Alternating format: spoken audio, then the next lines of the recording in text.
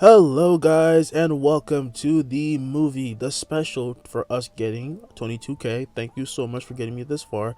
What if Naruto had Mahito's powers? And before I even begin to get into this wonderful series, which will be at least about 2 hours long, so hold on to your seatbelts and whatever. Why did I say that?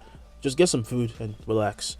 But I will have to explain Mahito in general as to what he exactly is. So we're just gonna begin now. I will explain who the character is so y'all can know why I loved making this so much.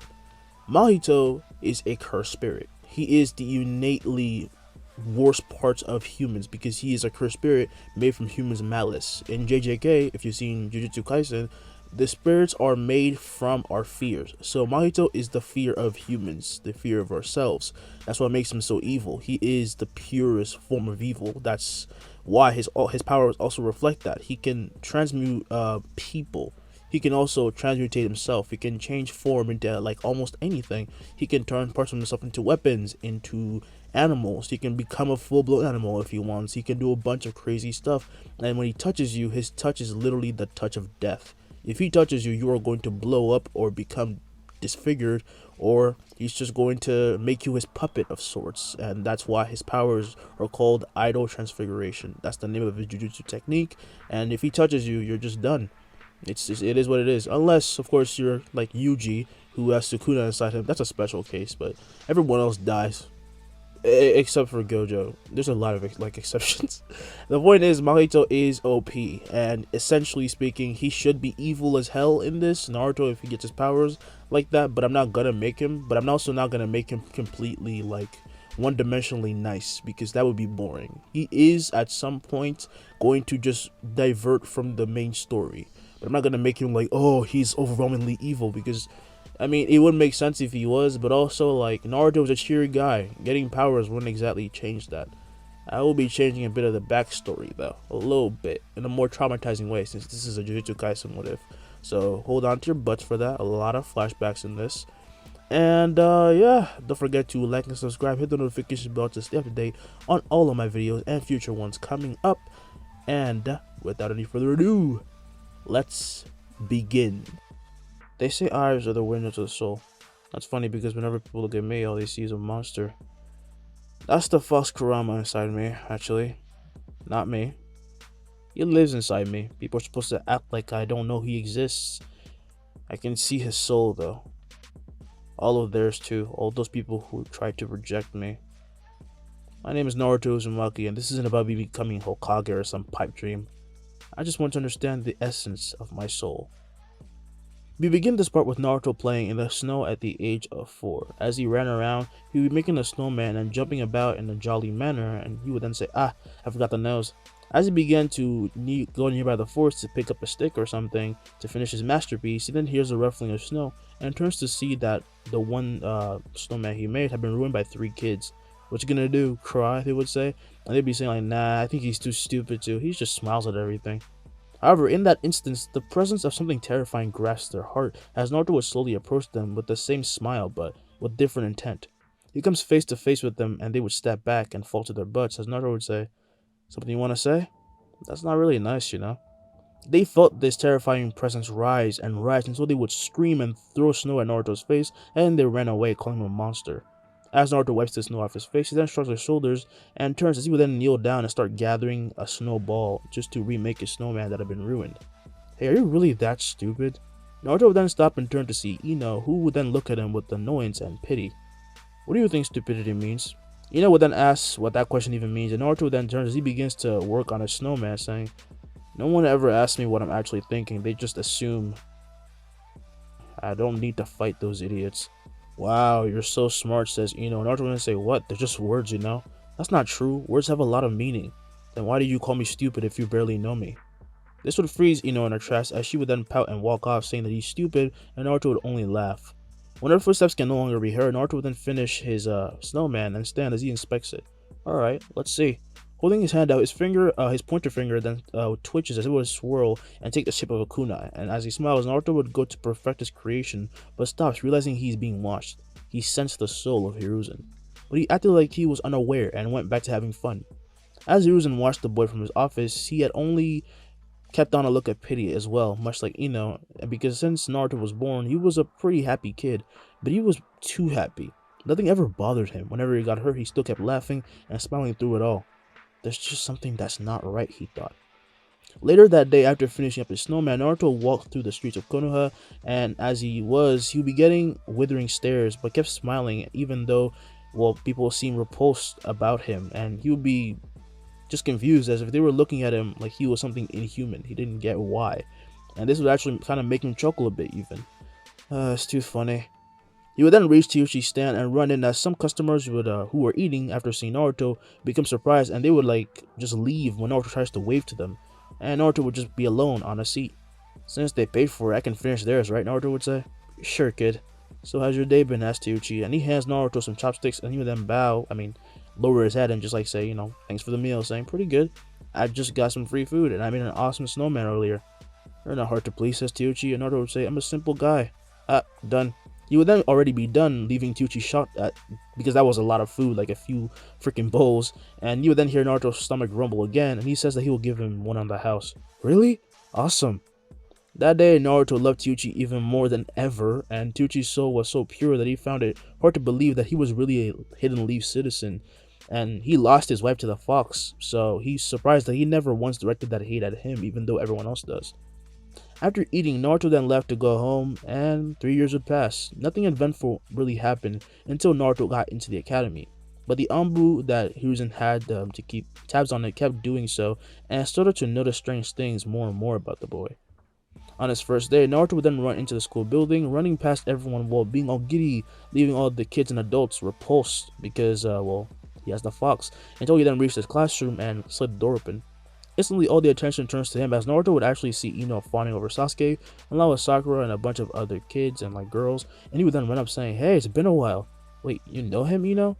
What's he even doing here?" Ino would then say, "What? I talked to you like once," says Ino. Naruto say, "I know. I just wanted to say hi." "And you're Sasuke, right? Oh, you look so bothered. Why are you just staying here then?" Sasuke would then look at Naruto and say nothing, making him burst out in laughter, and this would start to make him shed a tear because, he just finds this funny, but everyone doesn't know what he's laughing at. What's wrong with him, thought Sakura, and Naruto then says, seriously though, you don't like this at all, do you? Unless you actually do, like all the attention. You act like you don't, but it's clear you're a bit needy. These words would enrage Sasuke, but if anything, the boys kind of agree because he always acts bothered but never makes it clear that he wants to be alone and just stays there and gets all the attention. But quickly the girls of course start to say Naruto should just shut up because he's ugly and no one likes him and that's why he's jealous, and Naruto would then say, really? Do I look ugly? As he stares at them with unabashed innocence, the girls actually realize that he's very handsome as some would blush and Naruto would shrug his shoulders, confused, and begin to walk off. Looks like attractiveness is also a part of it, he thinks. He then goes up to the highest seat and sits down as he then turns and says hi to Kiba, who was just nearby, while Sasuke was still fuming and the girls were just kind of conflicted that they just started to sit down. They were like, I'm so confused, I just roasted him, but he looks better than Sasuke if anything, and they just leave Sasuke alone, and Kiba would then say, stop talking to me, damn it. All I did was say hi, says Naruto. Whatever, I don't want a weakling talking to me. Naruto would then mischievously smile at this, thinking, yeah, you're a bit confused there, Kiba. In then actually walks Iruka at that moment, as he would then say hi to the kids, who all say hi back in unison, and he would then say, alright, you guys seem pretty excited. Luckily for you, we'll be having some fun. Well, if you find sparring fun. Instantly, the boys get hyped because they're in that stage of life and they want to do as much as possible, anything physical, and Kiba declares that he will beat them all, while Naruto was simply interested. They all go outside and are told to step up, and they are put in a fighting circle, and the first to be called up would be Naruto Uzumaki, and Naruto would then run in there saying, here. Yuka would then say, alright, Kiba Inuzuka. Kiba then runs in saying that, he about to destroy him, and everyone cheers for him as they stare each other down, and Kiba then says, pretty bad day for you, huh? Naruto only keeps smiling, however, pissing off the boy, as Iruka then says that they're supposed to fight in whatever way they want, and they can only use chakra, but not do any dangerous jutsu that their parents may have taught them. Kiba would then pound his fist together, saying that he was going to beat up Naruto, and he would then rush without Iruka even starting the match, and as he's about to attack him, he would end up being stopped and picked up by the sensei. Take it easy, I haven't said anything yet, says Iruka. Kiba, feeling a bit embarrassed, is then let down, and Iruka would then say now they can begin, and Naruto would then ask, so, how you want to do this? I beat you up, you stay still. Oh, okay. Kiba and everyone then thinks this guy must be dumb, and he would then run and slam a punch into Naruto's face, swinging him back, and he then slam another punch, and then another. Yeah, get him, Kiba! And Sasuke would then think, big talk and nothing to back it up. Kiba then slams a kick into Naruto's stomach, making him choke as he would then fall to the ground, and Ruka asked if he could go on, and Naruto would then say, oh yeah, totally. He would then get up completely fine, and everyone notices he does not have a single bruise or scrape on his body. How did you do that? Asked Kiba. I protected my soul. It's a bit hard to explain, but feel free to try again. It won't work though. Kiba then runs and punches him again and barrages him as he would then scream ora ora or whatever, but no matter how much pain Naruto seemed to be in, he was not hurt in actuality in any way at all. And this went on for 5 minutes straight until Kiba was completely worn out and he was just breathing heavily. How strong is he? Does he just not feel pain, or is he using some other type of jutsu? Damn it. What did you do? He said no jutsu, said Kiba. And Naruto would then say, oh, it's not a jutsu. Well, I don't know what to call it, but it's more like a Keke Genkai. Hearing this, Sasuke becomes shocked, but the other kids don't know what he's talking about until Iruka would then explain that Keke Genkai is similar to the Sharingan or special clan techniques. It's just a special power. How can that guy have one? Thought Sasuke. He's just some loser. You can punch me all you want. Seriously, the entire day if you want, says Naruto, but you will never harm my soul. In this moment, he would then pull back his hand and his entire arm would extend, much to the shock of everyone, as he would then swing and slam a Laria into Kiba's stomach, sending him flying into the school wall, and he would then spew blood. But I will always find a way to hurt yours. Sorry, I don't really know how to hold back, says Naruto. That was awesome, all the boys would say as they erupt with cheer. Naruto would then retract his arm, and Iruka then runs over to Kiba, checking on him, saying that he was going to need to be away for a while. But then he sees a hand touch Kiba on the stomach, as Naruto would have done this, saying, sorry about that, I'll take care of it.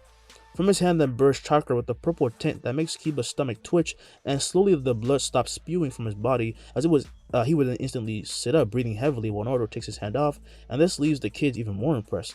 Healing jutsu? No, it's something different, thought Iruka. He just touched him though.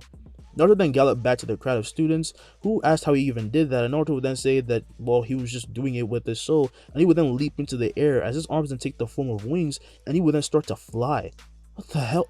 What kind of Keke Genkai is that? Said Kiba. Naruto says, I call it idle transformation. Pretty cool, right? Look, I can actually fly like a bird. He would then flap his wings and fly in circles around the kids, who would be wowed until he then lands back down, and the kids then flock to him, and this leaves Sasuke all by himself, only with Sakura and Ino, to fawn over him. Naruto would then notice Hinata far away, unable to get close, and she was trying to get close, and tells everyone to make way, as he would then reach for her and say that she looks pretty shy. I just wanted to say that you looked cool. Naruto then says to look up, and as she would slowly look up to see him, he would now have the Byakugan, leaving her shocked as Naruto would then laugh, saying, I just wanted to show you how cool these looked on you. The Byakugan? How? Asked Iruka. As Hinata blushes at Naruto's comment, she then thanks Naruto for the compliment while Iruka would then run up asking what he was seeing right now since he thinks that he has the Byakugan, and Naruto looks at him saying, oh, what I always do. Everything. I see everything. The Byakugan doesn't really compare to my soul sight. Hearing this, Iruka infers that he must have a certain type of dojutsu in a sense, not that it's like a natural clan thing, but he must just have a special ability in his eye, but not a dojutsu. Just the way he sees people and chakra is different. And at that moment, Naruto would then morph into Iruka himself, making the kids impressed as he then starts running around like a crazy monkey, and a blushing Iruka who is embarrassed tells him to stop as he proceeds to chase him down, and everyone laughed at Iruka literally chasing himself. After this, the school day comes to an end, and Naruto will be walking with Hinata to her house, and he would then say, you don't talk very much, do you? Sorry. Naruto, however, would then say to stop apologizing, as he would then straighten her up and tell her to stay like that because hunching and crouching too much is bad for posture. Hinata would then nod, thanking him when out of nowhere, Naruto would be sent flying by a kick, and a shocked Hinata then has her sight blinded by the robes of her guard, who gets in front of her saying to stay behind him. But why did you hurt him? Asked Hinata. Do not get near that boy, Lady Hinata. It is for your own good. Naruto, however, would then stand without feeling any pain as he would pout. What's with you guys and hating people? You could have just said stay away. Bye, Hinata. As he waves, she then waves back with Naruto walking off, and the guard was surprised that his kick really did nothing to him at all. And he would then walk, and Naruto would come to the same spot he was at previously and starts to gather snow once again when the voice of Ino is heard once again. Why did you do that? Naruto would then turn and he would then ask, you're gonna have to be way more specific. Ino would look angry and yet not know how to articulate what she wanted to say, but Naruto could already tell why she was angry. But instead, he doesn't say anything, asking, want to make a snowman with me? No. Oh, that sounded violent, says Naruto. Are you playing with me? She would ask. I would never do that. That sounded condescending just now, she would say. And Naruto would then laugh, asking what her point in all this was, to which she would then just storm off like a little child, because she is a child. And Naruto would then think she really needs to be more honest with herself. Okay, time for something new. Idol transformation. Yes, it's called idol transformation in this one, not transfiguration. And as he holds his hand to the side, his knuckles will then explode with a metallic claw, like a few metallic claws, and he then slashes forward, releasing a giant and huge amount of violent slashes of wind that cut down tree after tree, leaving even him shocked. And as the claws retract, he then says, "Wow, that was a wind jutsu. How about this?" Pulling back his arm, he would then turn his entire hand into a giant demon shuriken, and he would then hurl it as it detaches from him and becomes enveloped in wind, causing even more destruction than the last when it goes and hits other targets. And then Naruto's hand regrew, and now bring it back. And he would then clap his hands together, and the demon wind shuriken would then be sent flying at him as he would then stab into his chest and starts to melt into him until he fully becomes one with it again. Seeing this actually work, it made Naruto cheer because he didn't expect that it would actually work, and he just did it and went with it. He's that kind of creative type. And as Hiruzen watched this all go down, he had to wipe his eyes just to know if he wasn't seeing delusions. So it's true. How is that possible? With this power, the powers of the Uzumaki chains could be surpassed. Is this due to Minato's bloodline? He strokes his chin in a curious manner. Meanwhile, we cut to Danzo, receiving news from his Anbu, and he'll be told of Naruto's exploits, and for once he becomes interested in him. Is Hiruzen still keeping a lookout, he would ask, and the Anbu would then nod, and Danzo would then say, "Find the child and bring him to me." In that instant, they disappear, and night would fall as Naruto would be sleeping. And as he would be, Anbu would appear right about a few Anbu, two Anbu would appear right in his bedroom and slowly creep up, extending their hands to put him to sleep with some chloroform. However, as they do, one reaches and he is instantly stabbed through the stomach as Naruto would then explode with nothing but spikes, and the shock of the attack was too much when it hits the other person, and they're too stunted to even react as they would simply just hang there when Naruto then runs out of the bathroom. Gotcha! Ah, there's blood all over my floor. You guys better fix all that. The spikes then retract, dropping them to the floor, and part of Naruto rejoins back with them as he would then walk up to the Anbu and touch their heads. Instantly, they would then stand, now simply being corpse puppets, and then they regenerate and stop spewing blood, and they turn to Naruto, who says to grab a towel and clean all this mess up. And they walk off like soldiers as Naruto will be thinking, I wonder why they did that. I don't really get it though. Thought for another day. He would then fall into his bed looking up at the moon, but behind his smile was nothing. He felt empty. He didn't really know what to be happy about today. The next day then soon comes, and the sun will rise, and the academy doors open for the second day for the students. Kids come either with their parents or alone, and for Naruto, of course, he comes alone, and he barges into the class to finally find something to smile about this morning, and he will then yell hi to everyone, only to be met by indifference. All the kids look away purposely as they were told by their parents to just stay away from Naruto, especially since they learned of his abilities. They're fearing him even more. Well, I guess no one wants to talk. Oh well, he would say. And with a smile, he would then run to his seat, and as he was just walking up, everyone was just trying to avoid him as much as possible. And as he sits down, he sees Ino, and he nods to slightly stare at him, but they only barely do for some reason, and this made him kind of happy, because at least they tried to give him like a little hey. And this surprised even him that he even liked that. He didn't know that he could. Naruto is a very sociopathic type of character. He does not know how he should feel. That's kind of the point. So he kind of held on to that, and he waved to them, and they would slightly blush. Both of the girls would slightly blush. No, this is not a harem. Maybe it might be. I'm still thinking about it. Stupid Naruto, always smiling for no reason. Thought you know. The rest of the day then went on like this, with everyone just trying their best to ignore Naruto, who then began to show that he is quite knowledgeable for a kid his age, which isn't really something that they expected because he looks like such an airhead to them. Now we will do a time skip. As the years pass, the villagers get more and more paranoid about Naruto, no matter what he did, whether it was winning the rookie title or doing anything remotely amazing. In their twisted view, he was simply hiding his true motives. Hinata and Naruto never really did talk out in the open after all of this, because she was told by her father not to do anything with him, and in that time, she only grew to like him even more. They talked at school sometimes, but only when Hinata was sure Neji wasn't around, because he was kind of kept as a guard to make sure that she never talked to Naruto. And Ino stayed the same, but clinged onto Sasuke to reaffirm herself that she reaffirmed to herself that she wasn't gonna end up with Naruto. She didn't like Naruto because being with Naruto or liking him meant that she was also an outcast like he was. So the only ones who actually talked to Naruto were either Choji, Shikamaru, Iruka, or Teuchi. Choji, Shikamaru's parents didn't really give a damn about what anyone said. Neither did Ino's dad, but she was just not trying to talk to him. She was trying to be in denial. And those kidnapping attempts from Danzo never did stop. So without being able to use Naruto for his own benefits, Danzo eradicated the Uchiha with some schemes. He petty like that. Itachi becomes a fugitive and joins the Akatsuki, thus leaving Sasuke and his brother as the last remaining separated members of the clan. And he becomes emo. 8 years have passed, and Naruto is called down the stairs by Iruka and Mitsuki for his doing of illusion clones. And Naruto will then say, "Alright then." He then makes a one-handed sign when he gets down, and beside him, poof, 2 clones, leaving Iruka impressed. "When did you learn that one?" he would ask. "Just now. I just didn't want to use my other hand. Can I get the headband now?" Hearing this, everyone is kind of baffled at how he didn't realize that, that takes a lot of skill. And it wasn't really about skill for Naruto or chakra, however. It was just him manipulating his own soul, allowing him to do what he just did. Mizuki grabs a headband and gives it to him, which he receives before then starting to leave. "Good luck, guys," he would say, and he waves to them, and Iruka doesn't even bat an eye at him leaving, nor does anyone, as Mizuki would then call up Sasuke next, and as he walks out of his seat, fangirls will go wild, but Sasuke would just be thinking, he can already do something like that, huh? Naruto, meanwhile, be eating at Ichiraku ramen, and Ayame would then say, "So it finally happened, huh?" "Yeah, it feels kinda anticlimactic though." "Another bowl, please."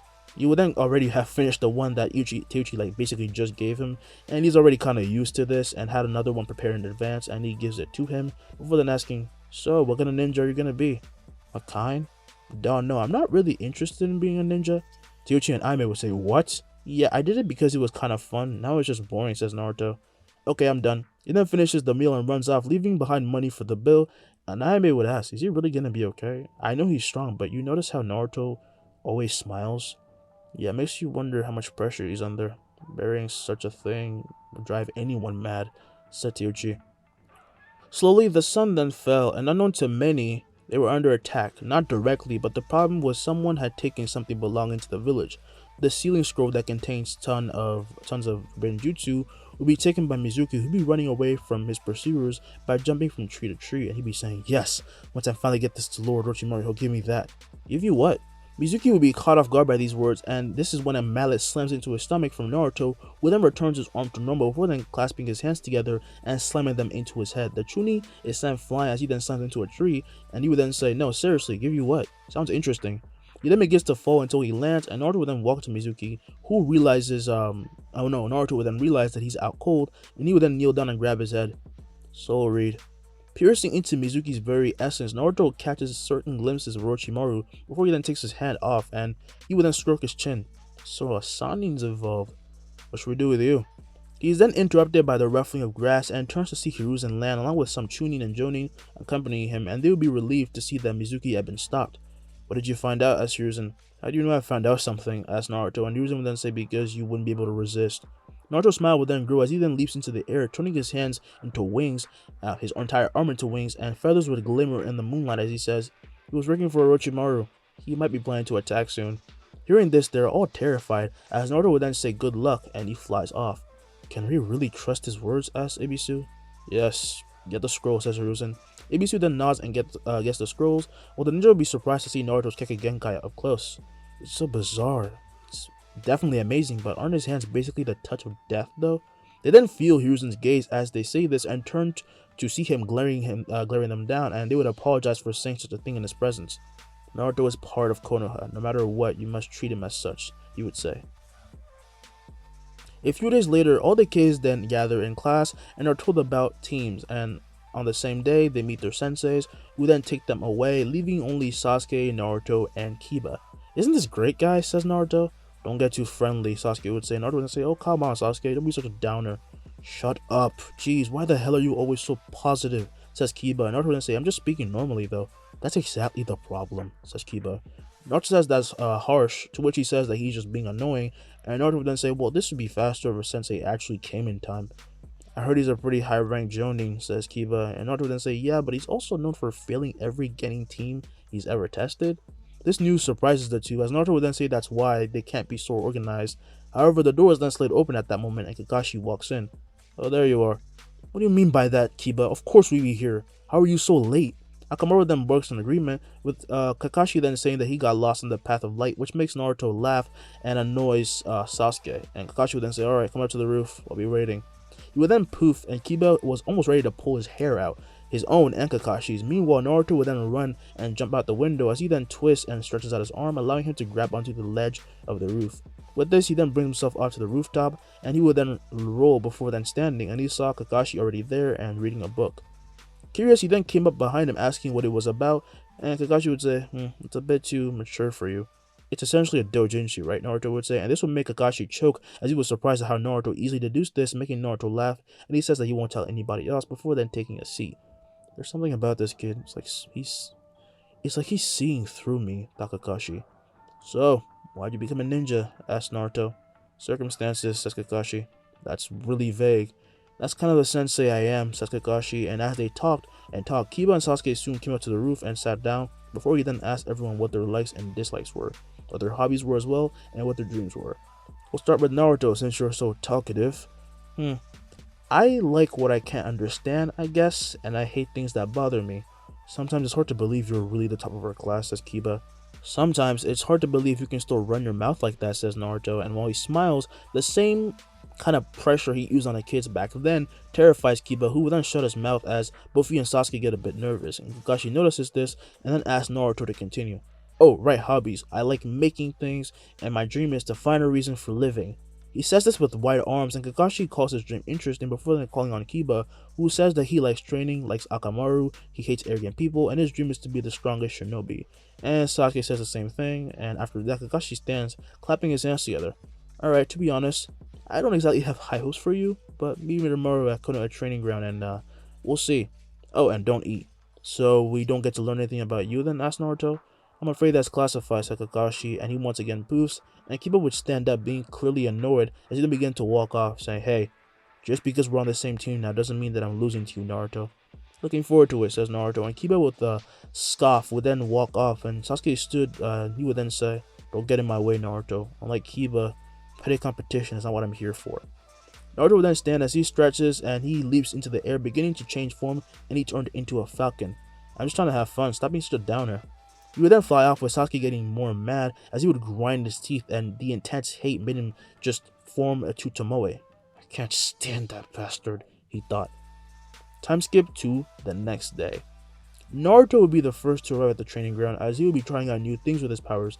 Pulling back his sleeve, he would then turn his entire arm into a much more metallic form, giving it a black tint. Oh wow, how did I never try this before? More than just turning into objects, I should contort my soul into the object's most natural elements. How about Robert? His arm then loses its black tint as he then grabs his arm, making it squishy, and this also makes him laugh when he then hears Kakashi, who asks, so is this all you do all day? Naruto would then turn and say hi, asking why he was so early today. Kakashi says he just felt like it. So, what can you do, kid? He would ask. Why are you asking? This doesn't exactly match the description of your character, Naruto would say, and Kakashi asks, and what does?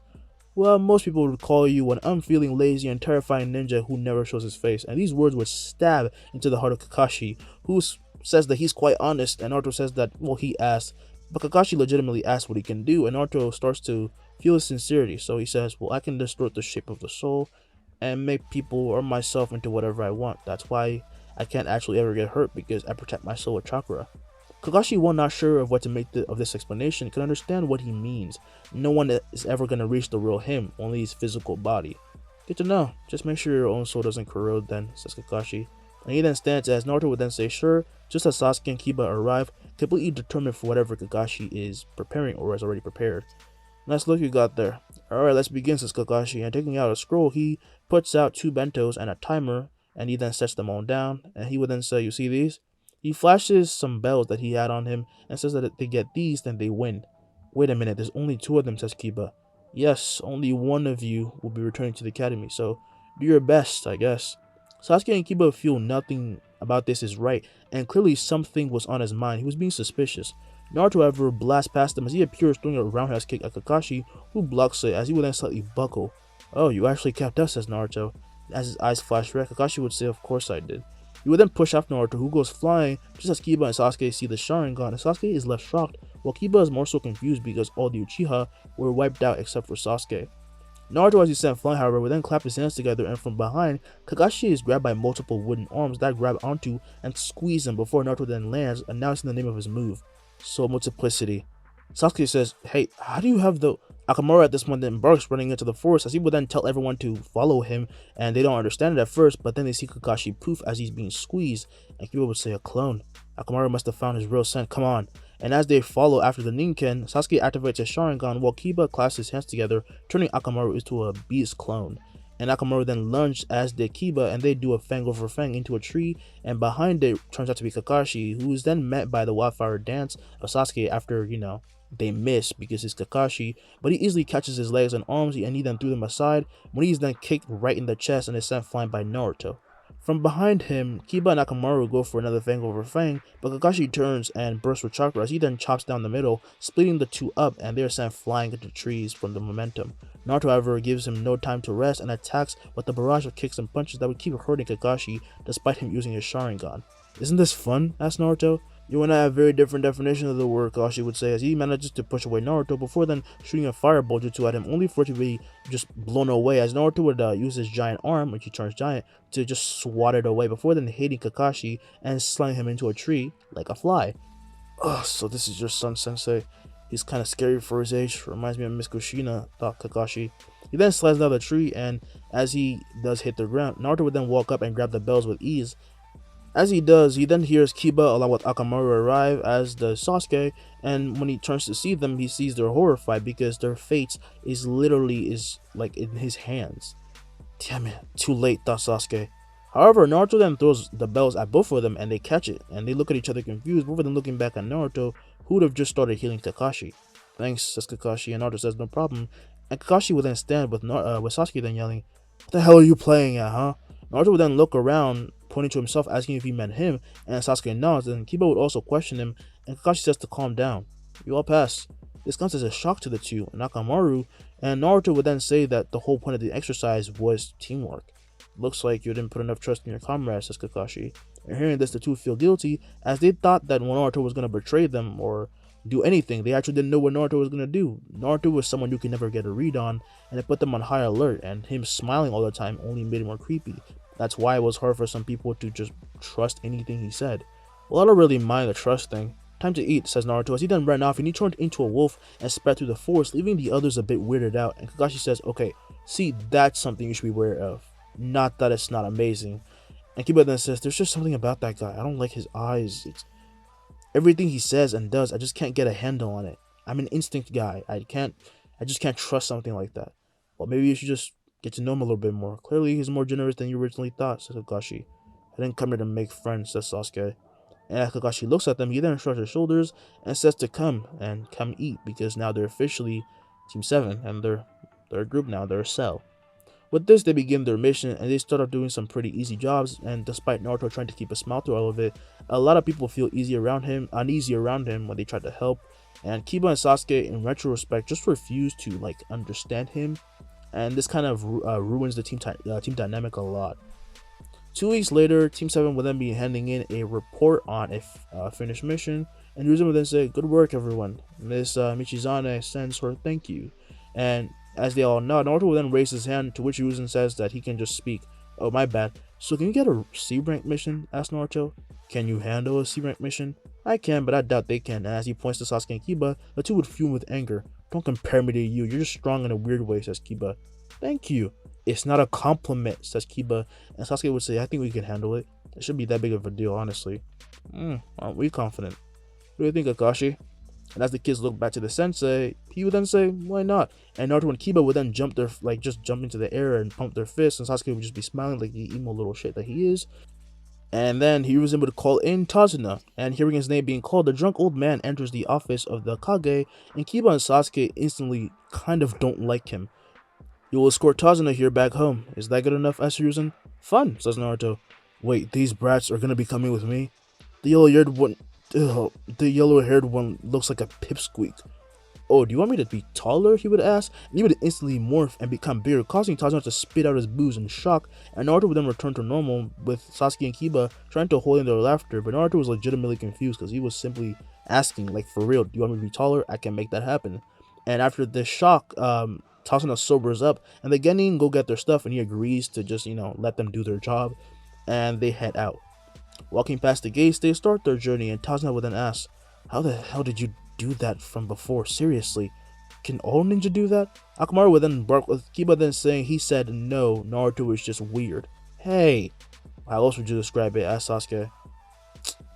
"Wow, I think that's the first time you've actually talked to me without being mad. But yeah, I can control my soul." "Yeah, that's one thing. Like, what do you mean by that? You always say that," says Sasuke. "It's just your soul. Like, the essence of your body, what comes before the body. My Kekkei Genkai allows me to touch mine and do whatever I want. Same with other people." And as he looks around, however, they're still confused, like he's just not making any sense to them, and he says that they'll get it one day. They would then walk past the puddle at this point, however, and out of that puddle jump out two ninja.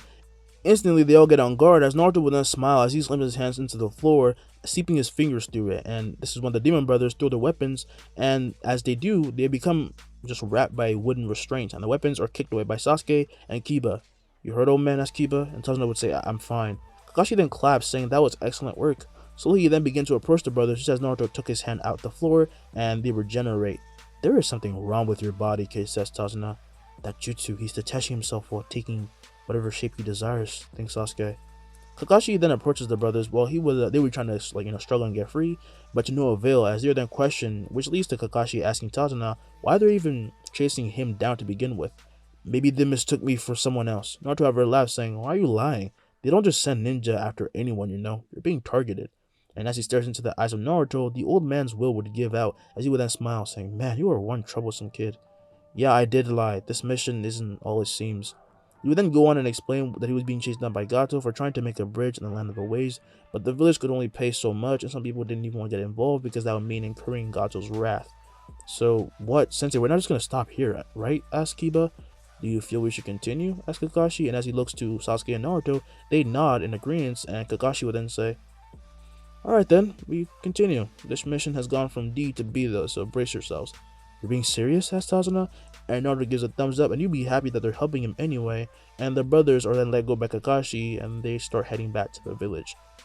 And on the way, they pass a bridge, and the mist starts to really roll in, and Tazuna is like just directing them to where he lives, and he also points to the bridge that he's building, which is already reached up past to the point where they are at, so that's cool. After a bit of riding on the river, they then come on land and continue to walk back into the forest, where Naruto then asks, "Why didn't you just kill them? The brothers?" "I guess I've seen my fair share of bloodshed, so I didn't think they were a threat, so I let them go." Thinking of this, Naruto was legitimately perplexed, with Sasuke then asking why he's thinking about it so hard, and Naruto would then say, "One day you're gonna have to kill, so..." "My Shinobi, I'm taking this as word of reference. With your jutsu or whatever," says Tazuna, "why can't you just lock everyone up? There's a limit to binding. I am just using myself after all," says Naruto, "so if they happen to have chakra higher than mine, then I might lose. But then again, my chakra never runs out." "Oh, okay, duck." As Tazuna, Kiba, and Sasuke tilt their heads in confusion, they're then told by Kakashi to duck as he then pulls them down, and the young shinobi duck while Naruto would then stand upright, catching a sword that was being heaved at them, and he catches it on the sharp edge with just his hands. Cool, the executioner blade. That means above them, landing on a tree, would be Zabuza Momochi, and Naruto's eyes would start to sparkle, freaking out the shinobi, who asks what the hell he is. He proceeds to land down. "Not only did you catch my blade, but you seem excited to die." Naruto then drops the sword, going to ask a question, when Kakashi gets in front of him, saying that he will be taking care of this. "Oh, copycat ninja. Hand over the old man."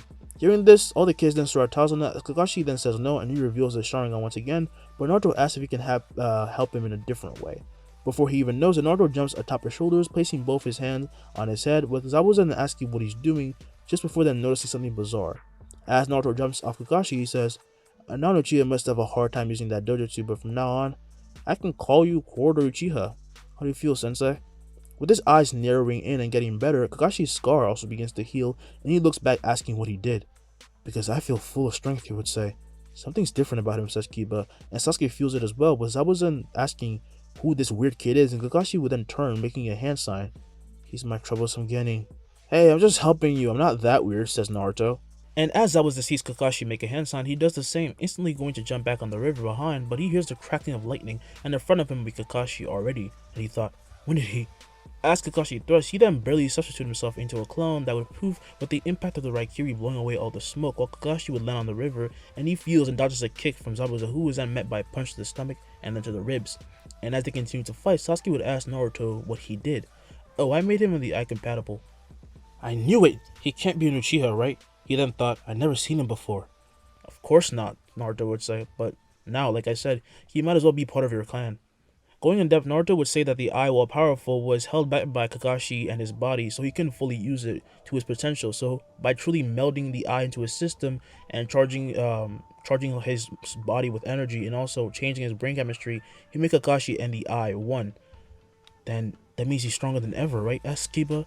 At this point, the two shinobi would then begin a jutsu battle when Zabuza would then start making a hand sign for the water dragon at the speed of sound, but Kakashi would have finished before him, and Zabuza is wide-eyed with Kakashi then spewing a water dragon towards him. He would just barely dodge to the left as he would have his right side clawed up and begin to bleed, only for him to see a kunai being hurled towards him, and he would catch it with his left hand as he would squint in pain, realizing that it was coated in poison. Game over, Kakashi says as he appears behind Zabuza, going to thrust the Raikiri into the shinobi's back, only for his hand to be kicked away by an appearing Anbu. However, as that Anbu kicks him away, he's then kicked across the face and sent flying, skipping across the water by Naruto. Sorry, mind if I join in, he would say, as Tazuna back at the forest, and the two wonder when he even got there, and as Naruto lands on the water, he shocks them even more, because they didn't know that Naruto could do such a thing.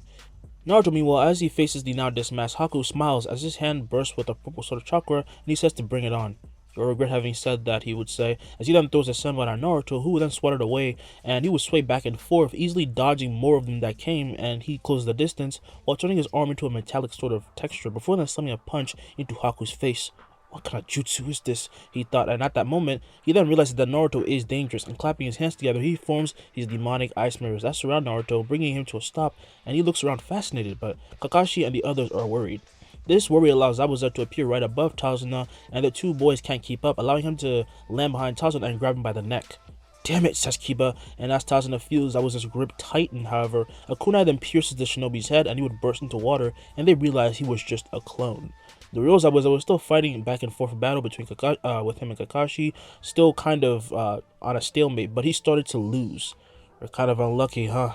Haku's way stronger than I am. That kid's At that moment, the demonic ice mirrors then shatter, leaving Zabuza surprised, as Haku is sent hurling at him and he is then blown through the water, and Kakashi turns, seeing Naruto's now gigantic, bulging, and muscular arm return to normal, and he used this to of course whack Haku away. He then lands on the water and smiles. That was so cool, your soul's amazing. Kakashi then sets the focus and he apologizes, saying that he just never thought he'd have so much fun, and as they go to attack again, Haku grabs Zabuza and disappears. Retreat. Good choice, says Kakashi. Good, now we can talk a bit more about this. He points to his eye and Naruto would escape on the water back to shore as he says sure, and he can ask him whatever he wants. And as they go back, Naruto notices something. You guys okay, he would ask?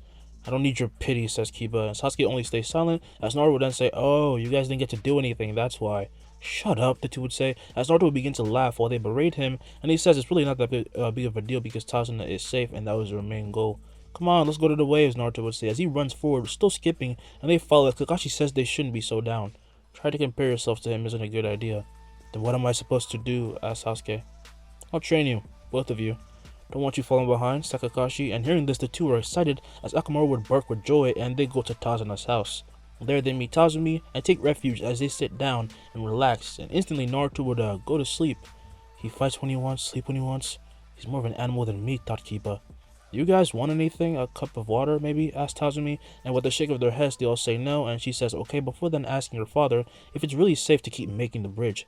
Gato's not gonna stop coming after you. I can't stop now, besides, I got them. I'll be fine, said Tazuna. And as he looks at the shinobi, out walks Inari from upstairs as Tazumi then introduces him as her son, and Inari then asks what these people are doing here. Oh, they're helping your grandpa build the bridge, says Tazumi. But they're gonna die, says Inari, and Kiba would yell, the hell you say? And Sasuke takes offense to this as well, but only scowls as Tazumi then tells him to apologize, and as he looks and sees the sleeping Naruto, this only makes him more annoyed, and he starts to leave. Just leave right now, you can't beat Gato, said Inari, and as he goes upstairs, Tazumi would apologize, saying that he lost his father a while back, and he has been a bit hopeless since then. It's alright, said Kakashi. I just have to train them so they won't die. Come on, you three. We then stand see that they were leaving, but as they stood, Sasuke asked if, they were gonna wake up Naruto, but he says he's already got the basics down. This is more of you guys catching up. Walking past him, Sasuke would then say, then I guess we should make haste, and he says it in a quite spiteful tone. Before leave the house, Tazumi then asks if they're just really gonna leave Naruto there, and Tazumi says it's fine because he worked really hard and probably just needs to recharge. Naruto just wanted to sleep though. And Naruto would sleep there until Tazuna eventually left, and after giving Sasuke and Kiba instructions, Kakashi goes to protect the bridge, and they work on, tree walking, and Kakashi protects the project and its builders. When night falls, Kiba and Sasuke return, being completely exhausted, and Naruto wakes up to eat with them. As they eat, Naruto would then compliment Tazumi's food, and she would thank him. This is the best we can give you guys right now. Sorry, she would say. Don't worry about that. Once we're done, we're gonna leave, and you'll probably have so much food that you don't even know what to do with it, says Kiba. Freaking stupid. They're still on about all of that, thought Inari, and Naruto, as he ate, however, said that it's not good to call people stupid, and a surprised Inari turns to him asking how he knew that he thought that. It's all over your face, said Naruto.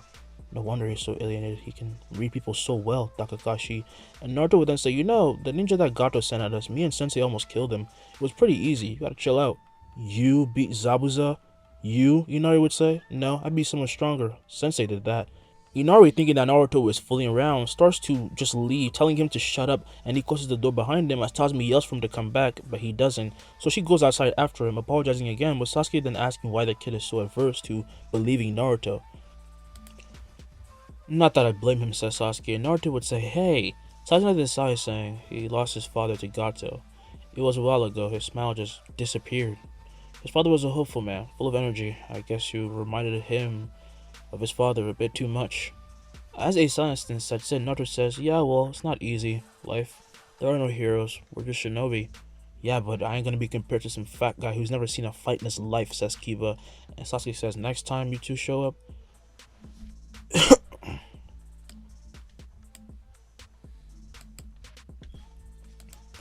next time those two show up, I'm getting one. Well, you better eat up for tomorrow then, says Kakashi, and with a nod they do so, while Naruto thinks about Tazuna's story, and for a moment his mind flashes the memory of two people, and for a moment he starts to kind of get sad, before he then regains focus and continues eating. Tastes bitter, he thought. The next day, Kiba and Sasuke train again, but this time Naruto and Kakashi look over the bridge together, talking and just hanging out until night falls, and they eat as a group again. You're still not gonna train, asked Kiba. I thought you didn't like my company, Naruto would answer, and Kiba becoming more quiet and says never mind. And Sasuke out of nowhere says, I misjudged you. Looking to him, they all wonder what he means when Sasuke would then say, you're not as bad as I thought you were, okay? Can't be easy having everyone avoid you.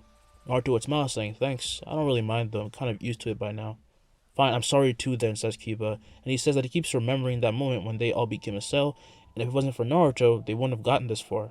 But you stay here again, and I will kill you, says Kiba. It's like you're looking down on me. You literally can't, but sure, if you want, says Naruto. You better, says Sasuke, and hearing the three finally have a normal conversation, the adults will smile, feeling good for them. But Inari would ask, did you really beat Gato's thugs? Kakashi would then say,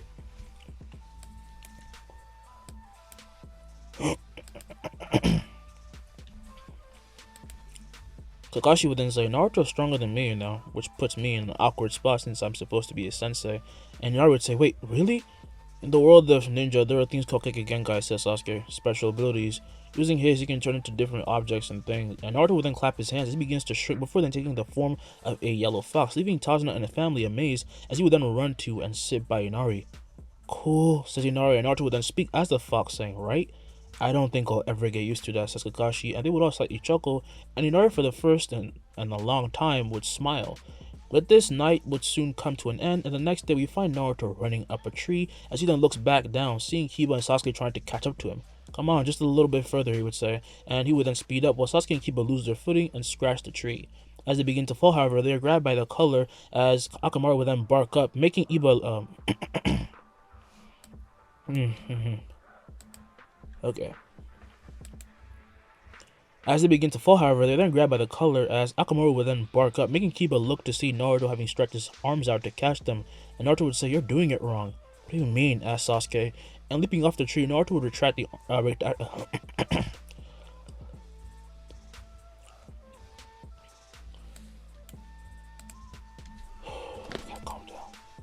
What do you mean? Asked Sasuke, and leaping off the tree, Naruto retracts his arms while pulling the two in until they safely land, and he stands as they then fall to their butts, and he says, your flow chakra. It's almost there, but you're thinking of the flow as, well, fixed. It's more of a fluid thing. Your chakra needs to match with your movements instead of just digging in. Like this. Lifting his foot, he then pulls out his chakra for them to see, but he covers it like a body of water just surrounding him while still maintaining its rigidity, and the two begin to understand what he means as they would then stand with Sasuke saying, I'm going again. Focusing, he runs forward, trying to do what Naruto said, and right as he stepped on the tree, he felt more comfortable and darted upwards, passing his original place by 6 feet until he reached a new level, only to be passed by Kiba at that very moment. Where do you think you're going? Kiba would say, and with a smile on both their faces, they dig their feet in once again and continue to run even higher until they both reach the same place and scratch the tree. As they begin to fall, though, they are caught by Naruto's right hand, big hands. I can't do this. This is pissing me off. Oh my god, I can't do this. It's pissing me off. I'm trying to record a fucking video. My voice keeps. Jesus. As they begin to fall, though, they are caught by Naruto's giant hands as he then lets them down, and instantly they blast off again, with Akamaru jumping off Kiba to lighten his weight, allowing him to slightly just get ahead of Sasuke, and they fall once again, but are caught by Naruto and then dart off. But this time Sasuke gets higher, and they keep going back and forth until night falls, and they are satisfied with the results, having easily reached the top of the trees. And another 4 days then passes.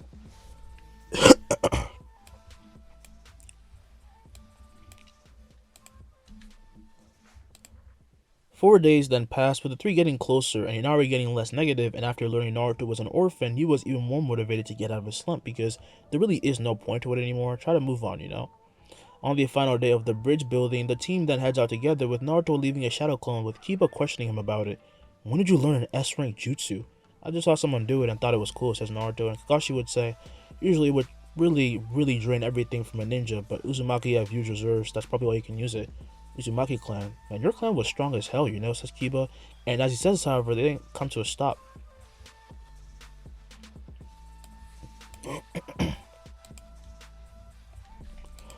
Usually it would drain a ninja of everything they have, but Uzumaki have huge.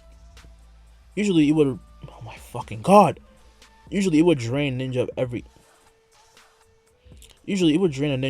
they have, but Uzumaki have really huge chakra reserves, says Kakashi. Uzumaki clan. Man, your clan was strong as hell, you know, says Kiba. But as he says, however, they come to a stop and a mist starts to roll in, quite unnaturally, which is very bizarre, especially for this part of the Land of Waves, and they quickly encircle Tazuna. You think it's them? Tazuna would ask, and as soon as he does, from the mist appear multiple Zabuzas that surround the team, and Naruto yells for everyone to duck, and as they do, he spins, turning his arm to a chain circle, which he then uses to rip through the clones, and in the process, he blows away the mist before then returning to normal, and instantly, he is then punched by Haku. However, unaffected by this, Naruto would grab both his hands, locking him in place, and allowing Kiba and Sasuke to slam a kick into both his head and ribs, and he would then disappear as he appears a few feet away. And meanwhile, activating his Sharingan, Kakashi finds and attacks Zabuza, who would swing down his executioner blade, causing the shinobi to dodge to the side.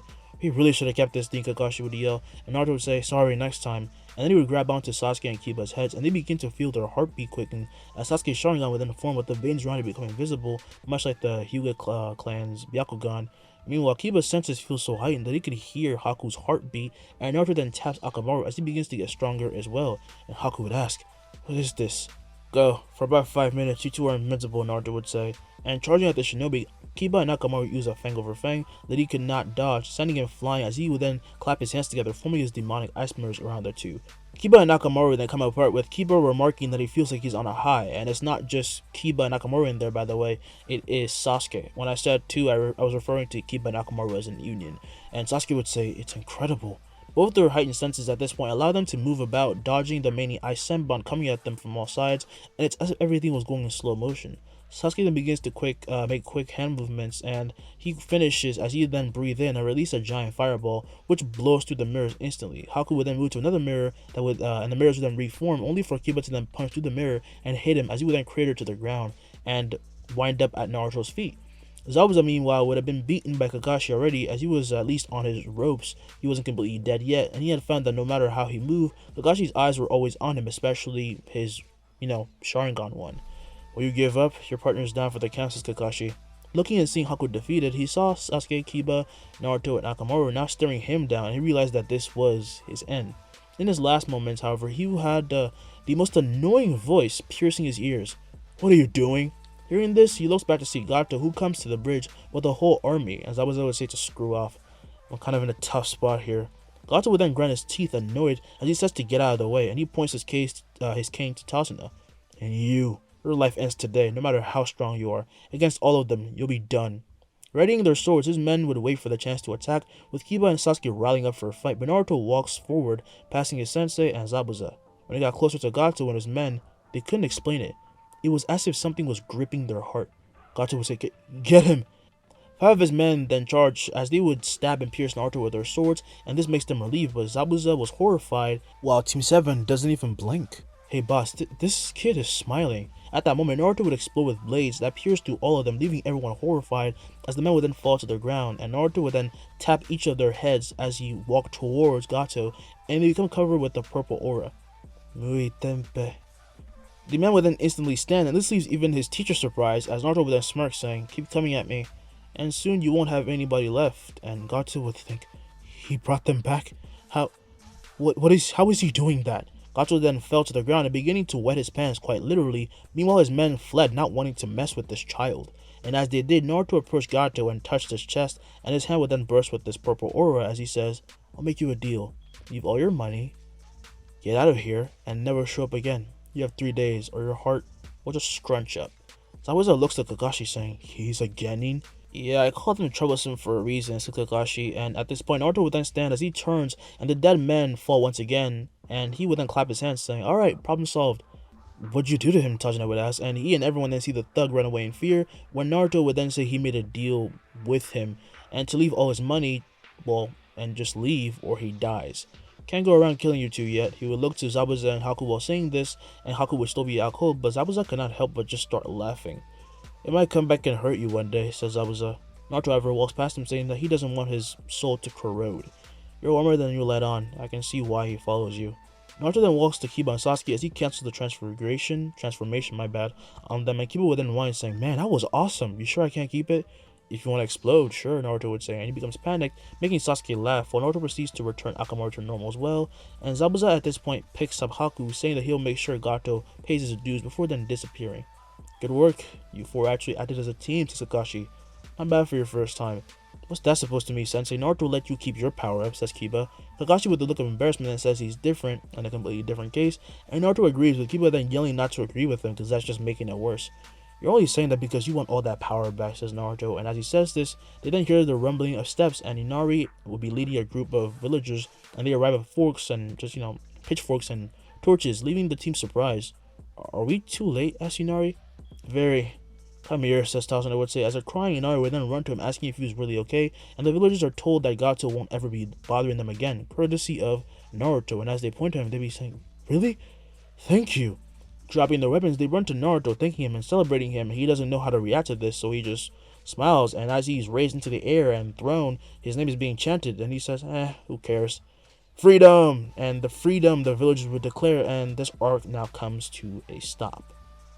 The next day, Team 7 leaves with the villagers naming the bridge the Naruto Bridge while they head to Konoha. And arriving, they report the mission as done and return to their missions, but this time they are perfectly coordinated, so Kakashi decides to let them go to the next level. He enrolls them into the tuning exam and tells them about it, and while walking the streets, Kiba and Naruto would talk about this, when Naruto would then say, "I heard the Sanager just came for the competition. I wonder how they are." "Don't you mean how strong they are?" Kiba would say. "Nope. I just want to see their souls," and Kiba would then call him dramatic, with Akamaru then barking in agreement. They at this moment then turn a corner and start to hear struggling, and looking forward, they see Konohamaru being harassed by Kankuro, while Tamari lazily tries to stop him, and his friends try to do the same as well.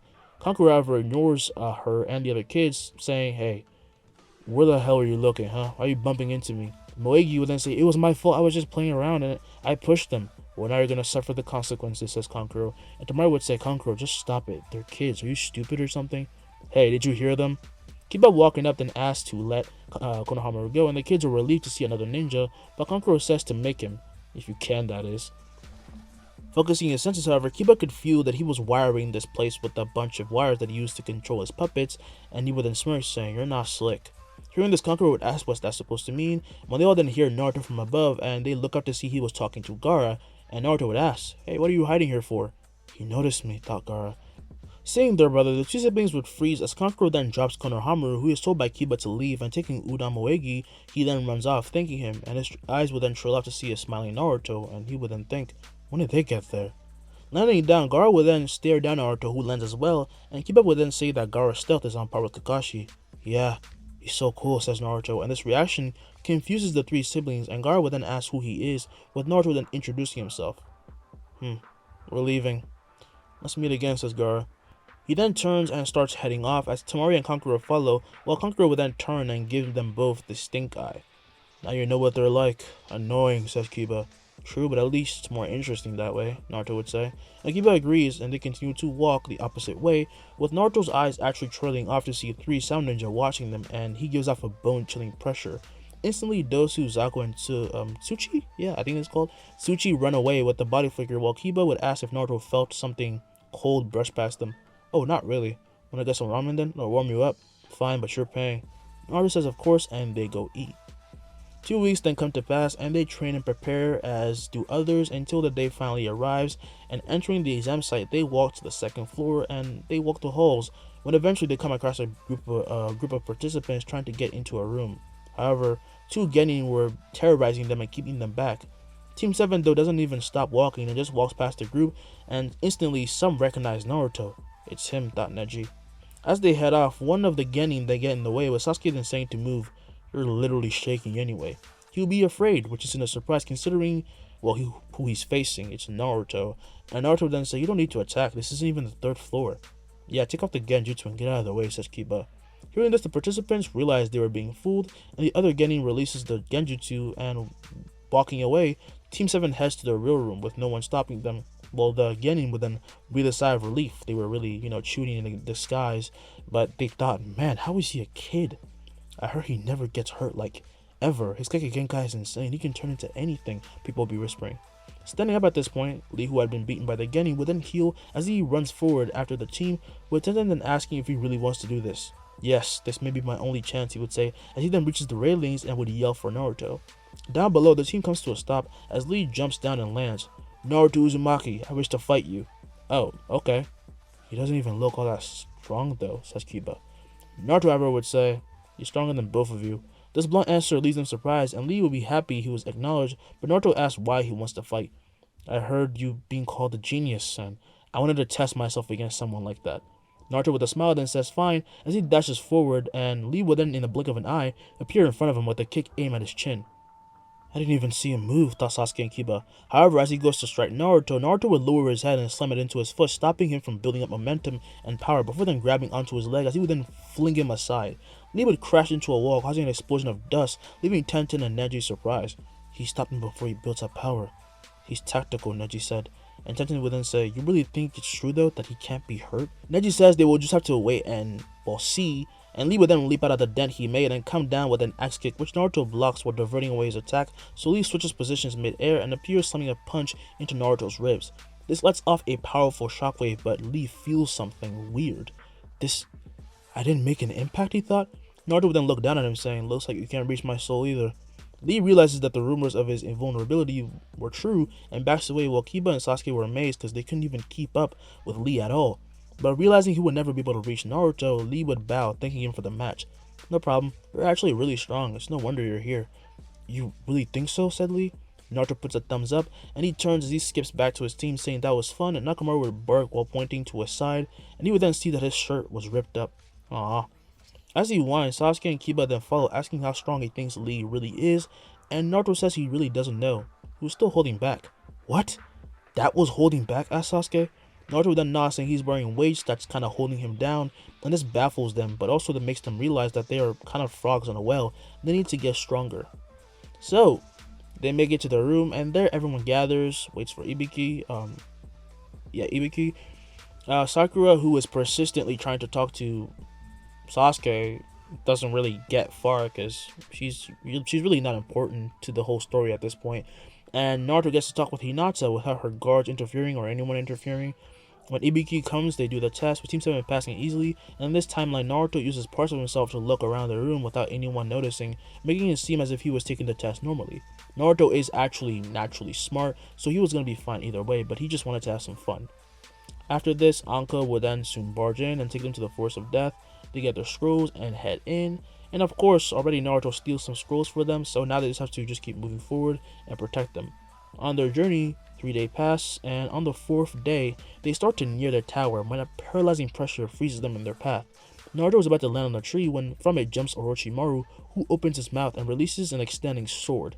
Naruto would turn his skin to metal, breaking it on contact, before then extending his leg and kicking him across the face, and he crashes into a tree, sinking into it, and they all come to a stop, and they stand back to back on the ground, looking around because this man just melted into a tree somehow, like he phased into it, and they were just kind of surprised. They don't know where he's going to come from next.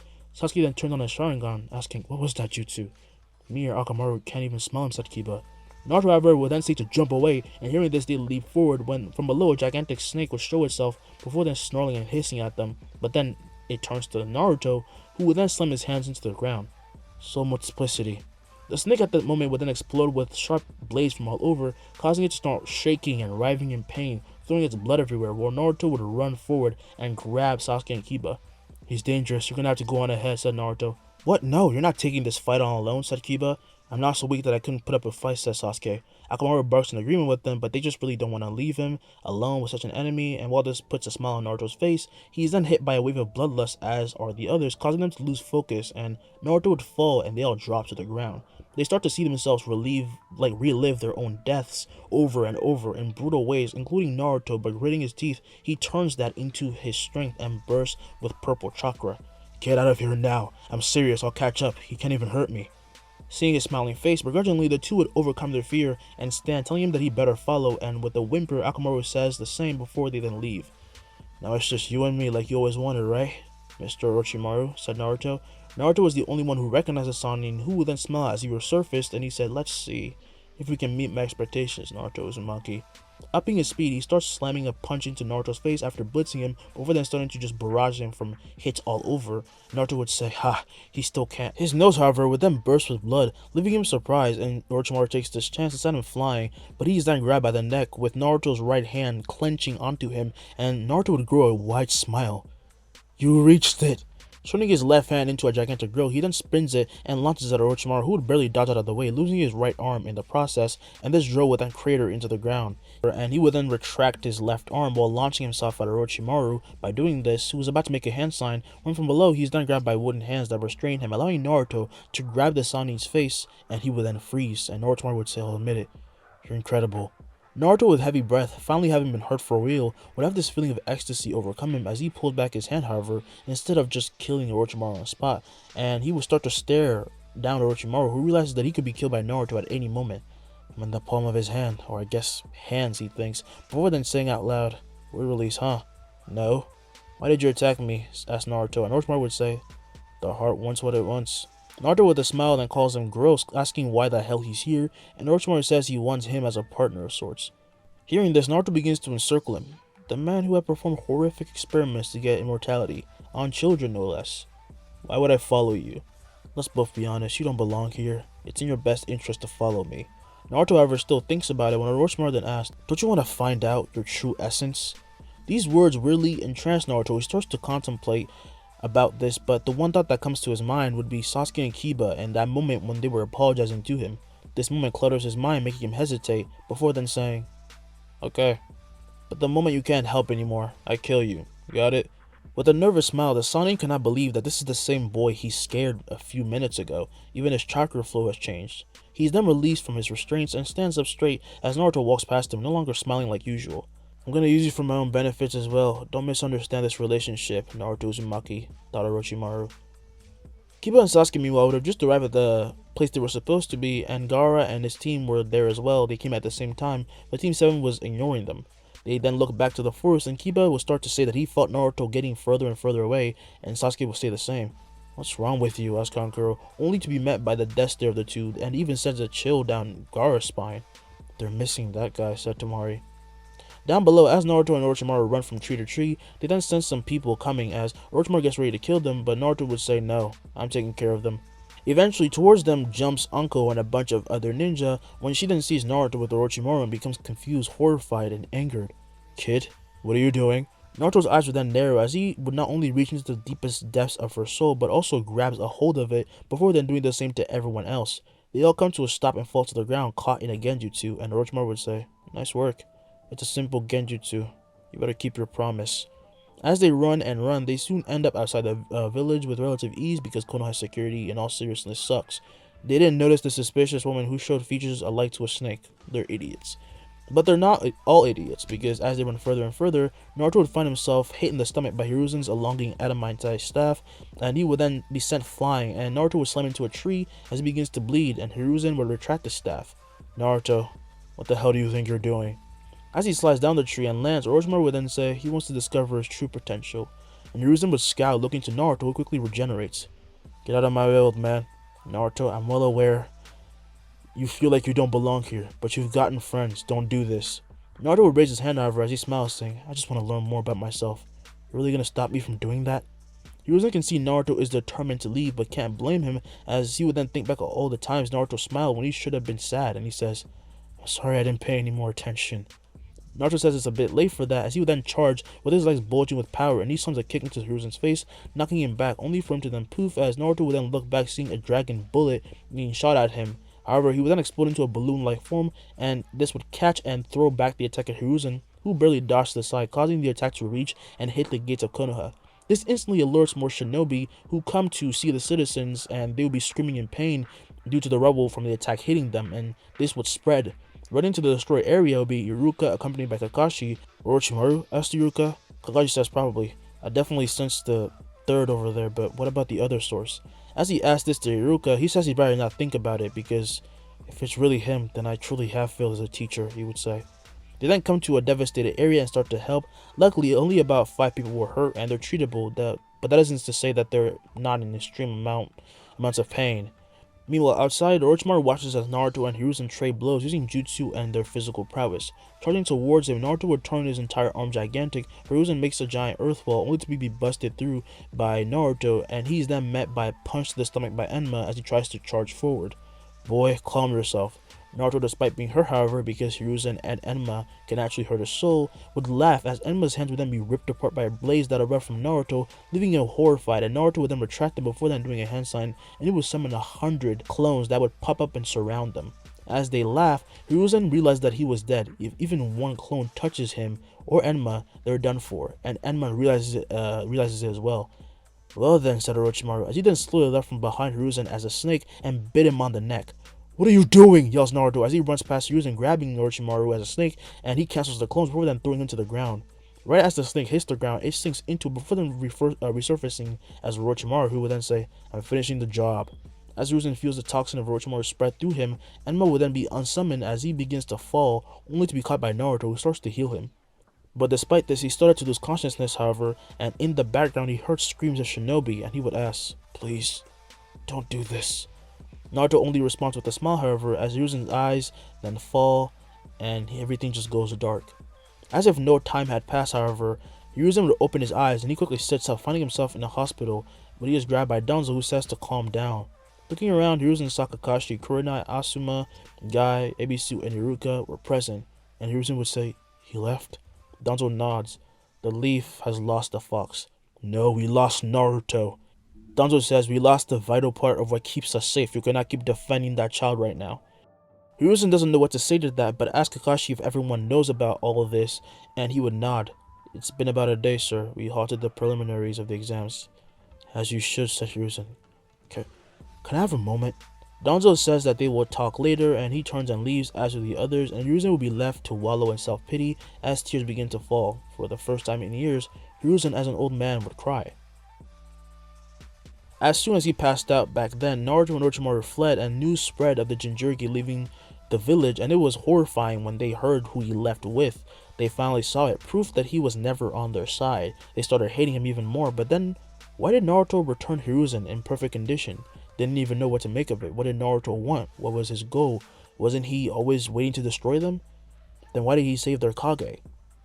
We then cut to Hanabi meanwhile as she would approach Hinata's room slowly, and she slides it open. She sees Hinata curled up and unresponsive. Are you okay?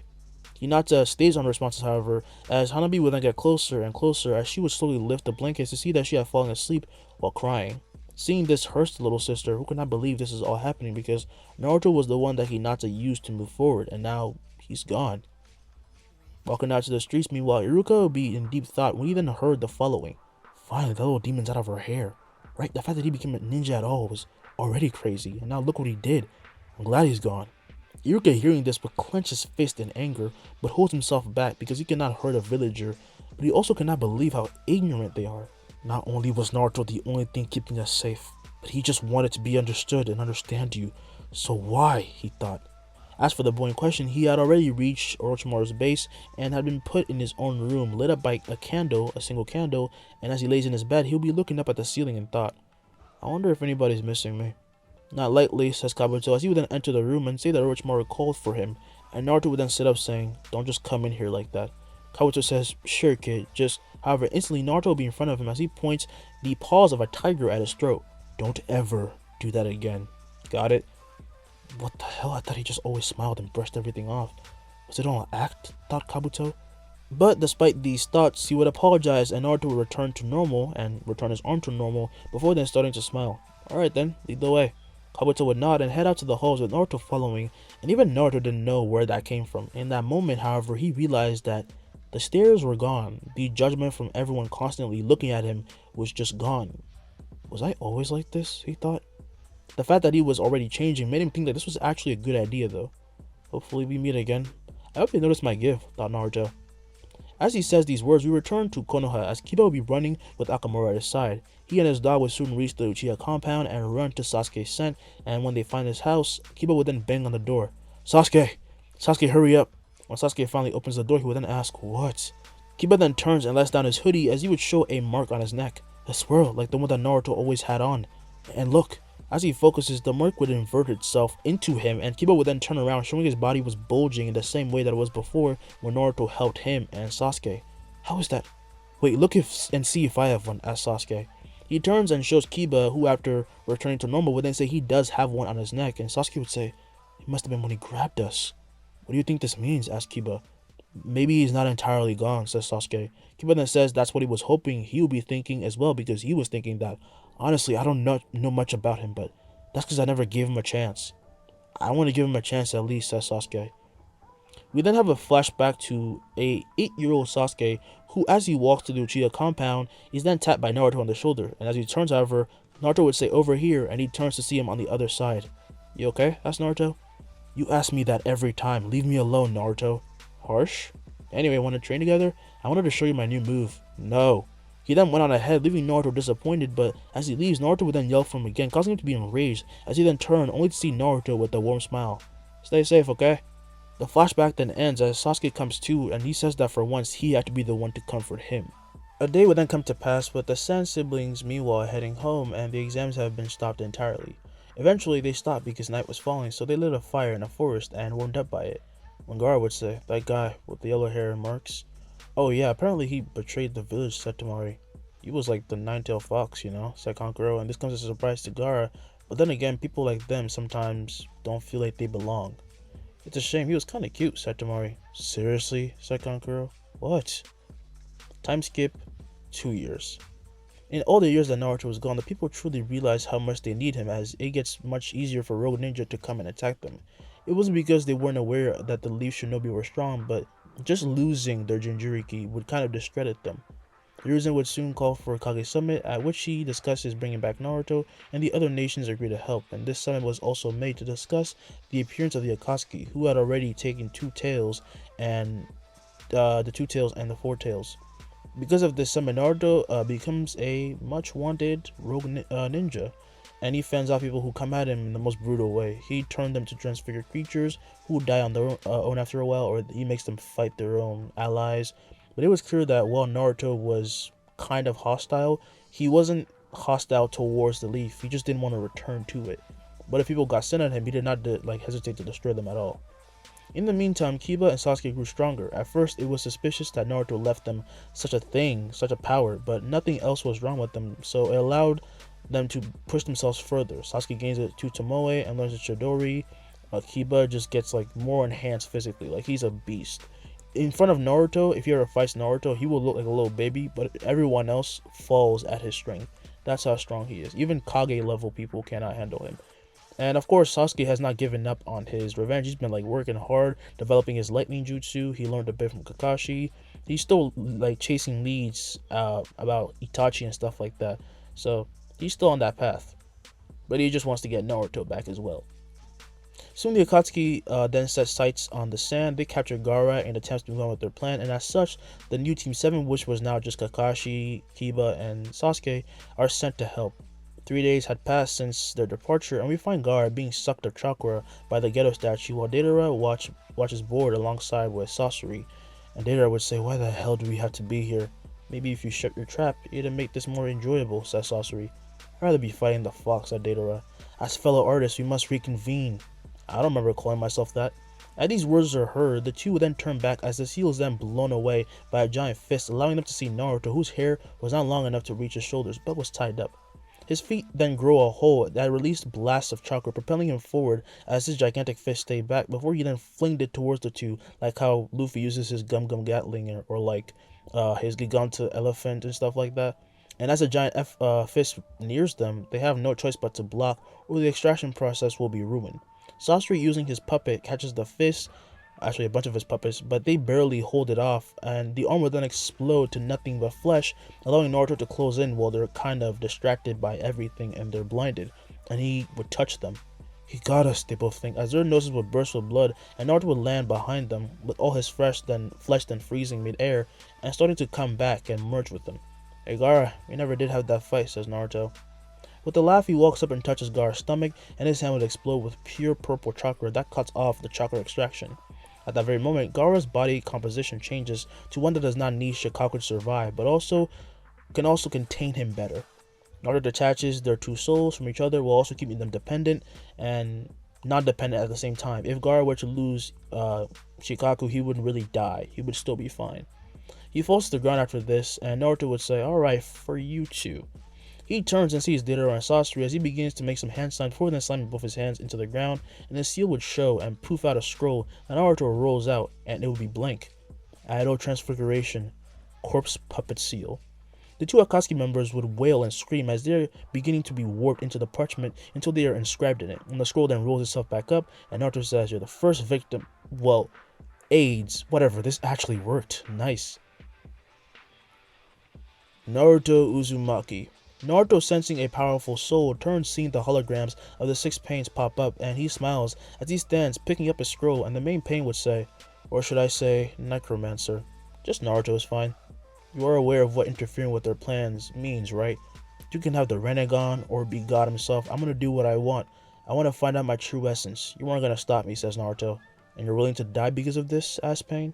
You can't kill me anyway. The two sides then stare each other down and continue to, when Naruto then senses and dodges a fang over fang from behind, only for Kiba and Akamaru, who had arrived, to stop mid-air as Kiba grabs Akamaru and throws him back at Naruto, who meets the beast clone with a kick to his stomach, causing him to spew blood right before then instantly be starting to regenerate because Naruto wants to go easy on his teammates. He is sent back at Kiba, who catches him before he poofs back to his animal form, and Sasuke and Kakashi then run in as well. Hey guys, it's been like what, 2 years, says Naruto? Only you would be laughing in this kind of situation. We're taking you back, says Sasuke. Have fun trying, Naruto would say. However, with these words, he notices his body was twisting and contorting. Looking at his stomach, he saw that he was being warped. This would put a smile on his face. You put those eyes to good use, sensei, but that's not enough. Ripping himself apart, he lets that part of himself be taken away before he reforms, just as he dodges an extending Raikiri from Sasuke, before then clawing toward and releasing a slash of wind at Kakashi and Sasuke, who managed to dodge, only to both be met by a touch to the stomach by Naruto clones on their separate ways. Body lock, Naruto would say, and their muscles would contract to the point where they essentially freeze and fall over in extreme pain before Naruto then turns to face Kiba and Akamaru. Why aren't you guys using the mark, asked Naruto. We're not exactly going your hardest either, Kakashi would state, and this is when Kiba would ask, if you're gonna leave again, let me ask, who are those guys? Pointing behind to the ghetto statue, he refers to the six mark as Naruto. We're not exactly going your their muscles would contract to the point where they essentially freeze and fall over in extreme pain before Naruto then turns to face Kiba and Akamaru. Why aren't you guys using the mark? Asked Naruto. You're not exactly going your hardest either, Kakashi would state. And this is when Kiba would ask, if you're gonna leave again, let me ask, who are those guys? Pointing behind to the ghetto statue, he refers to the 6 paths of pain, just as their holograms would cut out and the statue begins to sink into the ground, causing the cave to start to shake and quake. I think they're the leaders? Anyway, gotta go. He would then scream into the air before his voice turns to an animalistic screech, with him then taking the form of a hawk, and he would fly after running, and he would fly over Kakashi and Sasuke and leave. Kiba would run after him, however, saying that he won't be getting away that easily. The reason being, it was not only them here, but Naruto already knew that, as he would then see a whole army of shinobi from the leaf and the stone being led by Hiruzen and flying Onoki just waiting for him. Onoki begins to barrage him with blasts, but he starts weaving through them while flying, before then retaking human form and raising his leg. He would then turn it gigantic, and with a laugh, he heaves it down at the shinobi, who are forced to dodge, and the impact blows away some of the shinobi, but some get ready and start to fire earth jutsus and fire jutsus at Naruto. Seeing this, Naruto holds out his hand and his fingers explode off, bursting with chakra as they transform into giant shuriken. He can do that? Of course he can do that. Dodge, the ninja would be saying, as the giant shuriken would crater and release a violent wave of wind that would not only destroy the terrain but cut through many shinobi. After this, he begins to free fall, with Hiruzen extending his staff to hit him, but he manages to avoid it as he lands on it and starts running down. Long time no see, old man. Onoki at this point then charges at him with a rock fist that Naruto would easily catch, rather than extending his hand and touching the Kage, who would instantly become frozen. Ah, my back, he would say as he begins to fall, with the shinobi then being shocked that he really stopped the Tsuchikage with such ease. Luckily, he is caught by Akatsuchi, one of his aides, and Hiruzen instantly retracts his staff, rather than telling everyone to fire. They riddle Naruto with bullet jutsus, but with a smile he returns it back, making Hiruzen create a giant earth wall. As he blocks everything, however, he is then told by the shinobi that Naruto teleported away. Releasing the earth wall, he looks around and sees the ninja being tended to and those who were beyond help at all, and Naruto was brutal, to say the least. He then also sees Kakashi and Sasuke walk out in an extreme amount of pain, by the way, from Naruto's attack, and Onoki at this point would be able to move as well, as he's then helped by Kurotsuchi and Akatsuchi, and Kurotsuchi would say, "Does anything hurt that guy? And what's with his weird jutsus?" As she looks around, the giant kunai, the giant shuriken, my bad again, corrode and wither before then fading into the air. "That was his flesh, right?" Akatsuchi asked. "I did warn you," Hiruzen would say. "You simply didn't think he'd be so powerful." And he was still holding back. Hearing this left them shocked, as Onoki then said, "We need a summit. Another summit." "What happened to the Kazekage?" he yells to Team 7, as Kiba then runs in and he runs back up with Gaara, and Kiba would say, "Naruto stopped the extraction. He's okay." "And the 2 Akatsuki members?" Hiruzen asked. "Gone," says Sasuke. We then fade to black and see Naruto checking out his cursed puppets at the hideout by an open area, when he will then hear some footsteps. Looking forward, he sees Orochimaru. "Oh hey, is it time?" "It's been time for 2 years," says Orochimaru. Naruto would stand laughing as he says, "Yeah, I know. After spending so much time with you, I realized I can't stand you, so let's get this over with." As he nears Orochimaru, he would hold his hand out as it bursts with purple chakra, and he touches the man on the chest. Instantly, his heart would thump so hard he thought it was going to jump out of his chest, causing him to fall over in pain, and he grabs onto his chest, starting to cough up poisonous blood that stains and melts through the floor, while Naruto walks off, grabbing a scroll. "You little shit," says Orochimaru. "That's fair," says Naruto, "but your body's undergone too many changes. I need to cleanse you before you can even reach your dream. Good luck." For a moment, Naruto would even smile warmly towards him, which left the Sani confused right before he disappeared, and Orochimaru smirks. "After all this time together, I still don't understand that child." As he arrives on in pain, Naruto meanwhile runs through the land with his legs bulging with muscle, while also expelling chakra from his flesh made of pipes, and he was going hypersonic in terms of speed. What should I do now? Ooh, Orochimaru has a bunch of other bases. Time for a jailbreak. Leaping into the air, he rolls out a scroll and summons Deidara, who from his mouth creates a clay bird. After it does so, he and Naruto then land on the bird, and he would say to head to Orochimaru's southern hideout. Oh, wait. The clay bird would then come to a stop as Naruto nervously says, "I promise I'd taste Suigetsu out of there first."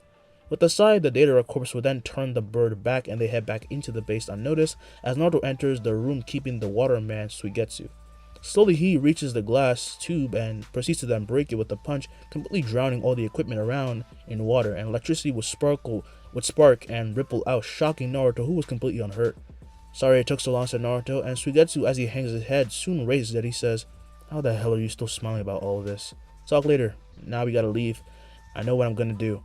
Suigetsu jumps out into the water, with him then asking what, and Naruto would say that he's gonna free everyone from Orochimaru's bases just to see what would happen. Yeah, sure, but can I put some clothes on first? Oh, yeah, sure. After that, though, said Naruto. As he hands him some clothes at the hideout, they head back out, but this time we're spotted by Kabuto, who quickly goes back in looking for Orochimaru. Suigetsu, meanwhile, while he's in the air with him, asks, "So, you found the essence of your soul or whatever?" "Nope, all those years wasted." "You don't sound mad." Naruto would then say, "Because I'm hoping what we're about to do will at least make up for it." "So, we haven't talked since that one time. What are you gonna do after this?" Laying back on the bird, he would then say, "I'm gonna do whatever you wanna do. It's bound to be fun, right?"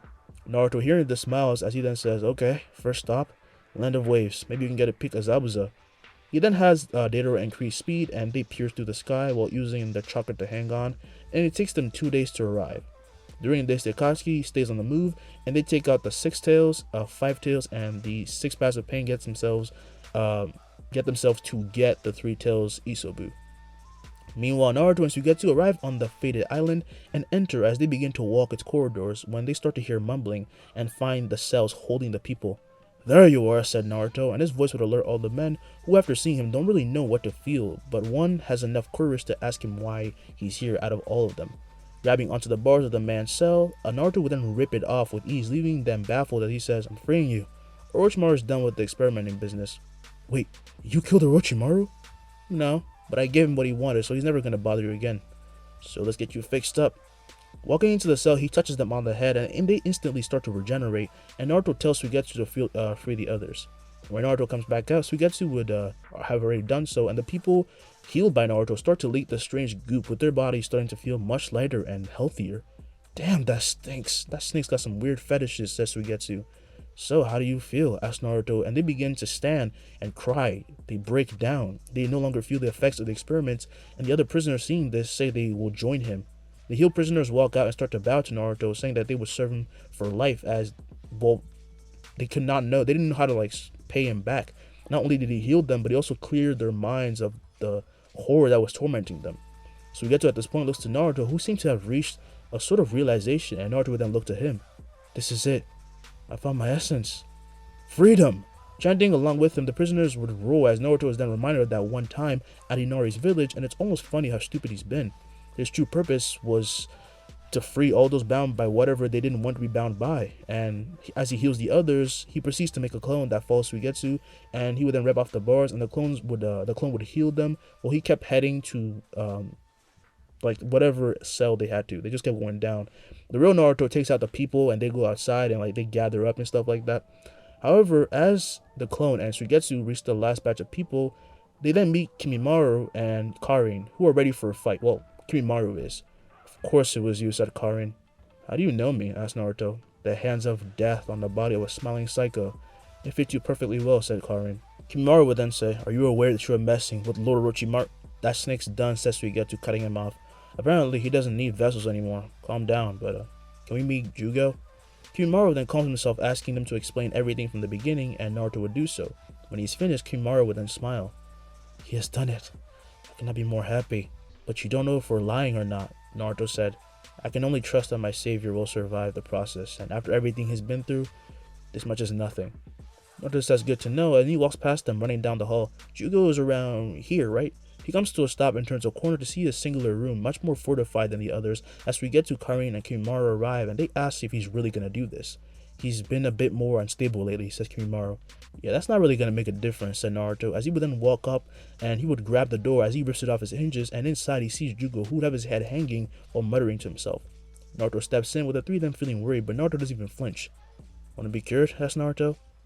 Jugo's muttering then comes to a stop as he raises his head and becomes covered with his curse mark, and with a huge smile he lunges forward. "You're dead!"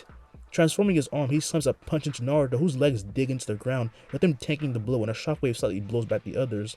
However, of course Naruto isn't affected, as he grabs onto his head, saying, "It's okay. Calm down." Jugo's murderous smile disappears as his arm returns to normal, with him starting to regain control until he drops to his knees, exhausted. What's going on?" He looks up, with his vision being blurred, and it gets better as Naruto would reach out to him, saying it's over, and Jugo grabs his hand, asking, "Who are you?" As he comes to stand, Naruto would then introduce himself before then asking, "So, how are you feeling?" Jugo looks at himself and feels his urge to commit murder or any type of violence is just gone. He's calm.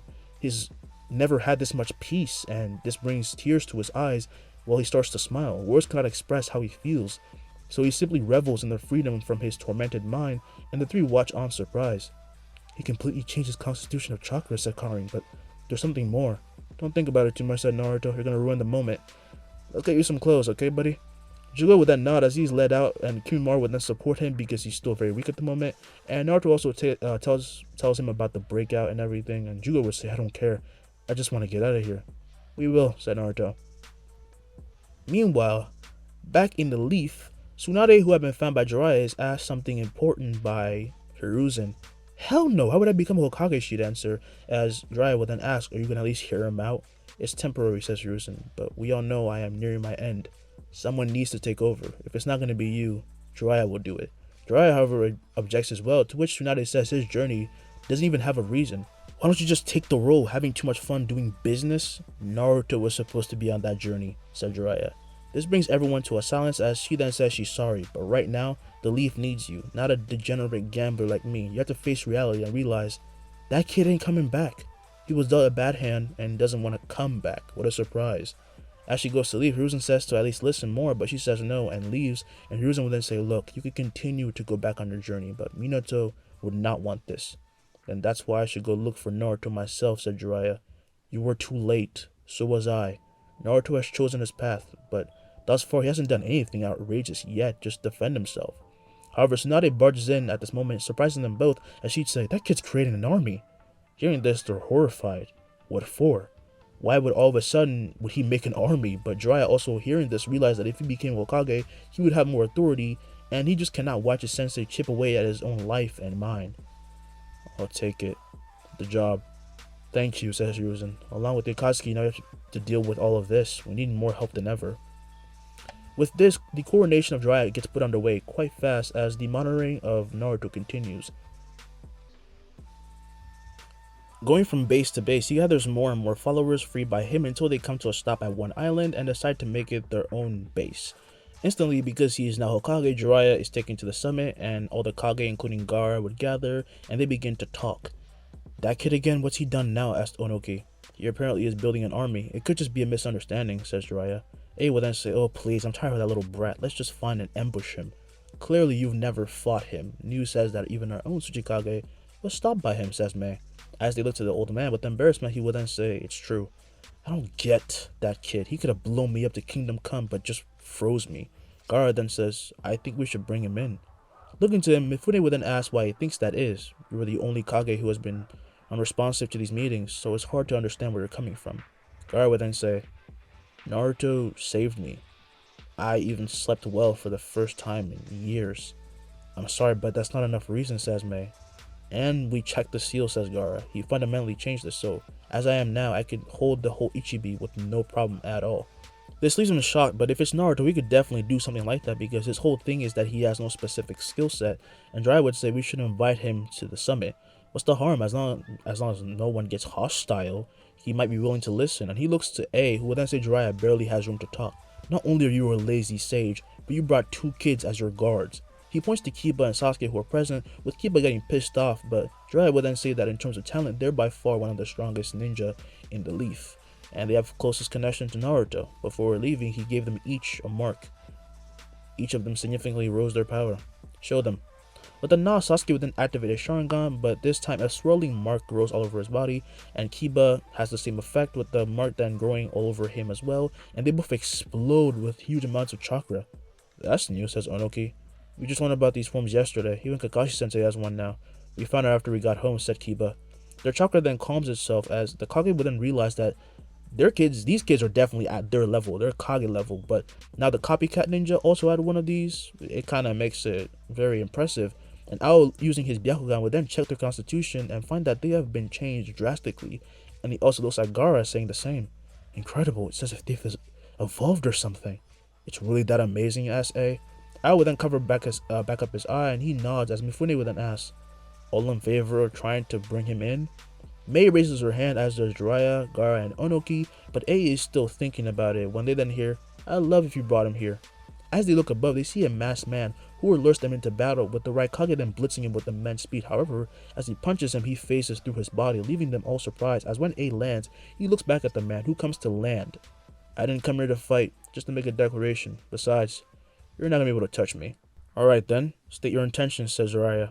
Obito, raising his hands into the sky, would then proclaim, from now on, we will begin the fourth ninja war. Horrified by these words, the Kage would then ask who he is and what his goal is, and he would laugh as he would then make a hand sign and he poofs. The smoke then unveils to show a man all too familiar to these people, and even those who had never seen him before fear his presence. Long time no see, Onoki, says Madara. But you can't use a jutsu like that, so how? Asks Onoki. Don't worry about that, says Madara. But I welcome you all to try and stop me. At that moment, the ninja would then dodge to the right, but by slightly tilting his head, and a long right Kiri almost pierces him, as Sasuke would then smile, saying, looks like you're not intangible anymore. Seeing the boy, Madara would smile, while instantly everyone becomes very, very serious and combine moves to attack. Onoki blasts him with the special release, as does Mei using her lava or magma, Gaara releases a wave of sand, and Jiraiya uses flames enhanced by toad oil. From outside the building in the Land of Iron, where the summit takes place, everything shakes as the top of the Kage-sama would be blown off, and Madara would arise on a platform of vines and roots using wood release. I never thought I'd see the day. And from below, the giant Gamabunta would then show himself as he swings down with his sword, only to be stopped by Madara Susanoo, before he then forms a sword of his own and cuts open his torso. Jiraiya, who was sitting atop him, would then unsummon him away, apologizing, but as he begins to fall, he is caught by Onoki, who would ask, got anything else? He then brings him down onto the platform laid out, and past them run A and Kiba along with Akamaru. Don't slow me down, kid, A would say. I should be telling you that. Akamaru, says Kiba. Merging with his Ninken, Kiba then becomes a giant as his mark grows, with the two then becoming a two-headed dog, and this creature proceeds to claw at Madara, who easily stops it, but jumping from behind him, A enters his final form of his lightning cloak and hits the shinobi Susanoo. It does nothing, however, as the two-headed dog is then restrained by Madara's wood release, causing them to come apart and land free, because the space was a little too big for their huge form, so they got free. Come on, try a little harder. The true battle hasn't even started yet, said Madara. Down below on the floors, however, like the lowest of the floors of the summit, we see Naruto as he would then send a samurai flying with a kick, and he would say, nice armor you got there. Still not gonna help you though. Walking up from behind him would come Jugo and Kibimaru, who asks if he can sense that huge amount of chakra just now, and with a nod, Naruto says something awesome must be going on. Can you guys wait here? I don't want you to get hurt. You're obviously lying, said Kibimaru, with Naruto saying maybe, as he would then squat before leaping into the air, causing a shockwave to blow back the two, as well as the bodies of the beaten samurai who tried to stop him. They're all like knocked out.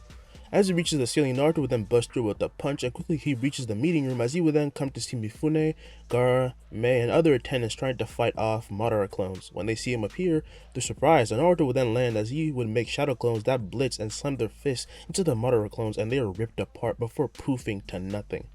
What are you doing here? Asked Mei. Naruto looks up, seeing the battle raging on. I want in on the fun. He would then run and leap onto the platform, leading all the way up, while Ao would then take a moment to look at Naruto's body, because he was always fascinated by what it'd be like, or at least his chakra network, what it was going to look like. But when he sees his chakra flow and inner workings, it's surprisingly normal. Then where does he draw such power from? Thought the man. Naruto would then run and run until he reaches the top, when Onoki, A, Jiraiya, Kiba, Akamaru, and Sasuke are sent flying back down, and as such Naruto makes clones, a set of clones to catch them, and the group as they are caught then see Naruto run past them, and he would go ahead and holding his hand out, he would then grow bizarre black shards that explode from his body towards Madara. As the man goes to block them, however, his ultimate defense is shattered. How the hell, says A. Naruto then leap and come face to face with Madara, as he would then smile. Yoiki Tenkai.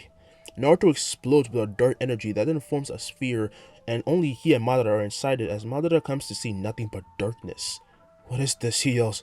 How am I even standing? As he looks down, he finds that he is standing on a giant hand, and in front of him, nothing but hands grow, and out of nowhere, Naruto would land on it, and he would scream, Chihei Endoka. The Uchiha begins to sweat, not knowing what was going on. No, I'm supposed to fight Hashirama. Naruto jumping up and down would just be surprised and also excited. It worked! Awesome! I knew I probably would lose to you in Taijutsu, so I don't want to give you any other options. From outside, they all see the Susanoo shatter and fade, only leaving behind that one black sphere, and the clones would let them down as they would back away, asking why he's here. One of the clones would say, "We don't like him, so we came to kick his ass." How do you even know about him? Asked A. If he sensed his soul, do you think it's easy to forget a presence like that? Yep, still the same Naruto, says Cuba. The clones would then poof, and the domain at that moment would shatter, and as they look up, Naruto falls with a scroll in hand until he crashes onto the tree platform, the roots and all that, and he looks at the scroll, and he now has Deidara, Sasori, Obito, and Madara. He took Obito after he made Madara intangible and made it to the first floor. He never stood a chance. That's why Madara could go intangible, because Obito was doing that for him. And Jiraiya would say, Naruto, up here. The distracted Naruto would then look up at the people in front of him and say, oh right, sorry. Your meeting's kinda ruined. Anyway, I'm gonna leave. You're just gonna leave, said Sasuke? Well, I need to take care of someone else. I want to keep my freedom. Even the eyes of God won't stop me from doing that. He then falls down and turns into a bird as he flies off, and Onoki would say, I don't think he'll ever listen to us. But he also doesn't care about the nations, does he? S.A. Kiba would say, it's really not that surprising, but I can't believe you just beat Madara like it was nothing. Oh, wait a minute, about the war. Realizing that they were still told about Madara, still running something and like starting a whole fight, they go back to meet up with the others so they can reconvene. They land and see the giant hole, and Sasuke would ask, Naruto? Indeed, said Mifune.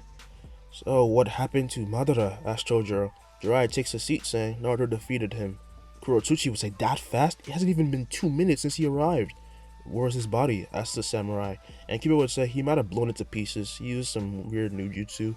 And before the others sit down and start to just take in what has just happened so they can keep a cool head when they get back to the conversation. Needless to say, they're a bit baffled. One day later, Naruto arrives with Jugo and Kimimaro back to their hideout with some food in hand while they ride on Deidara's clay bird. And seeing them from below, the men will wait to their leader, who gracefully lands after jumping off the back of the bird, and Naruto will be holding a big sack behind him. He's just dragging it as he declares, let's eat, my subjects. He throws the sack over with them gathering and seeing a bunch of booze, meat, etc. And Kari would ask, where'd you get all this? We hunted it. The booze is stolen though, says Suigetsu. Thanks, Captain. Me, Captain? Asked Naruto. Well, you saved us and you're our leader, so we thought it kind of fit. Naruto thinks about it and says, sure, from now on I'm Captain Naruto. Now seriously, let's eat. With the cheer, they all dig in, get the food, and start using Fajutsu, such as Karin uses Fajutsu to light a bonfire, and they start to eat. Night would fall, and they enjoy themselves and essentially party, and Naruto would sit far off to take the view of this freedom, and Karin would sit by him asking, so you're not gonna tell them about that war? Nothing ever gets past you. Yeah, that renegade guy probably made an army already. You're not involving them? Asked Karin, and Naruto would say, none of you guys are coming. It's just a little fight. It'll be one and done. They might be fixed, but they're not fighters. Well, not all of them at least. I want them to feel safe. As the group stays at the hideout, they make a little town there for themselves while the war will begin, and Nagato, now being the only one left to lead the Akatsuki, continues the war on the world. Zetsus are sent out by Nagato, who would gather his strength by absorbing the power of the beast he already had, giving him a pseudo Jinchuriki, full Jinchuriki form, with him now having more chakra than ever before, and he also has 2 horns for some reason. The battle continues like in the original, with Konoha fighting the Zetsus, and Naruto did not interfere this time, so it was a bit harder, but Sasuke and Kiba were also there, so it was a little easier.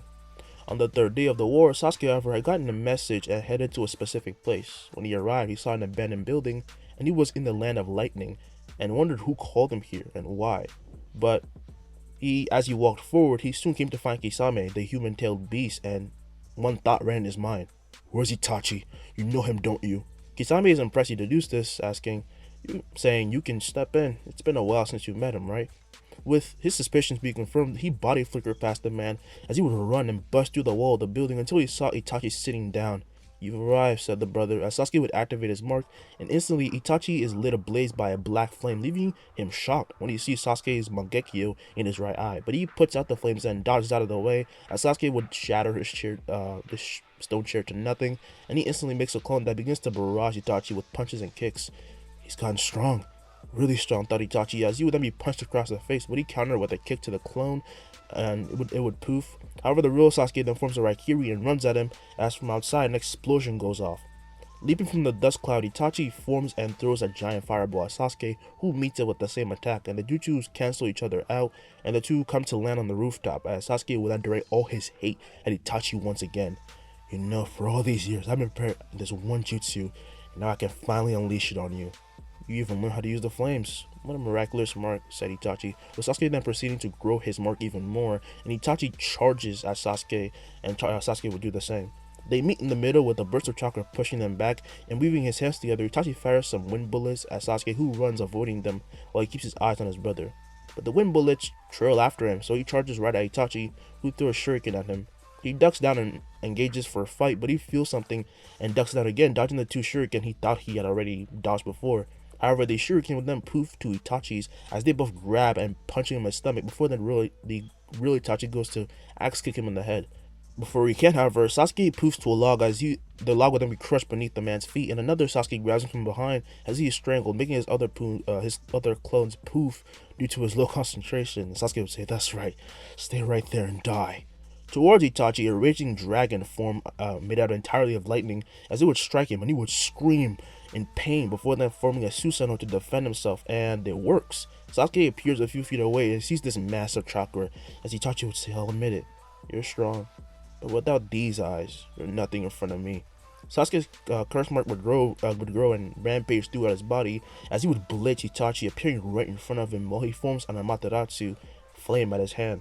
He now had the Mangekyo in both eyes, and as he strikes through the face of the Susanoo, he manages to rip through it, and he grabs Itachi's face and headbutts it. And he headbutts him, causing him to burst with blood, and then he headbutts him again and again until his eyes start to bleed, and he doesn't stop. The Susanoo begins to fade, with he and Itachi starting to fall to the ground, now both exhausted, and lightning would strike as rain starts to trickle down. As he sits above Itachi, Sasuke punches him across the face, saying, "I got you.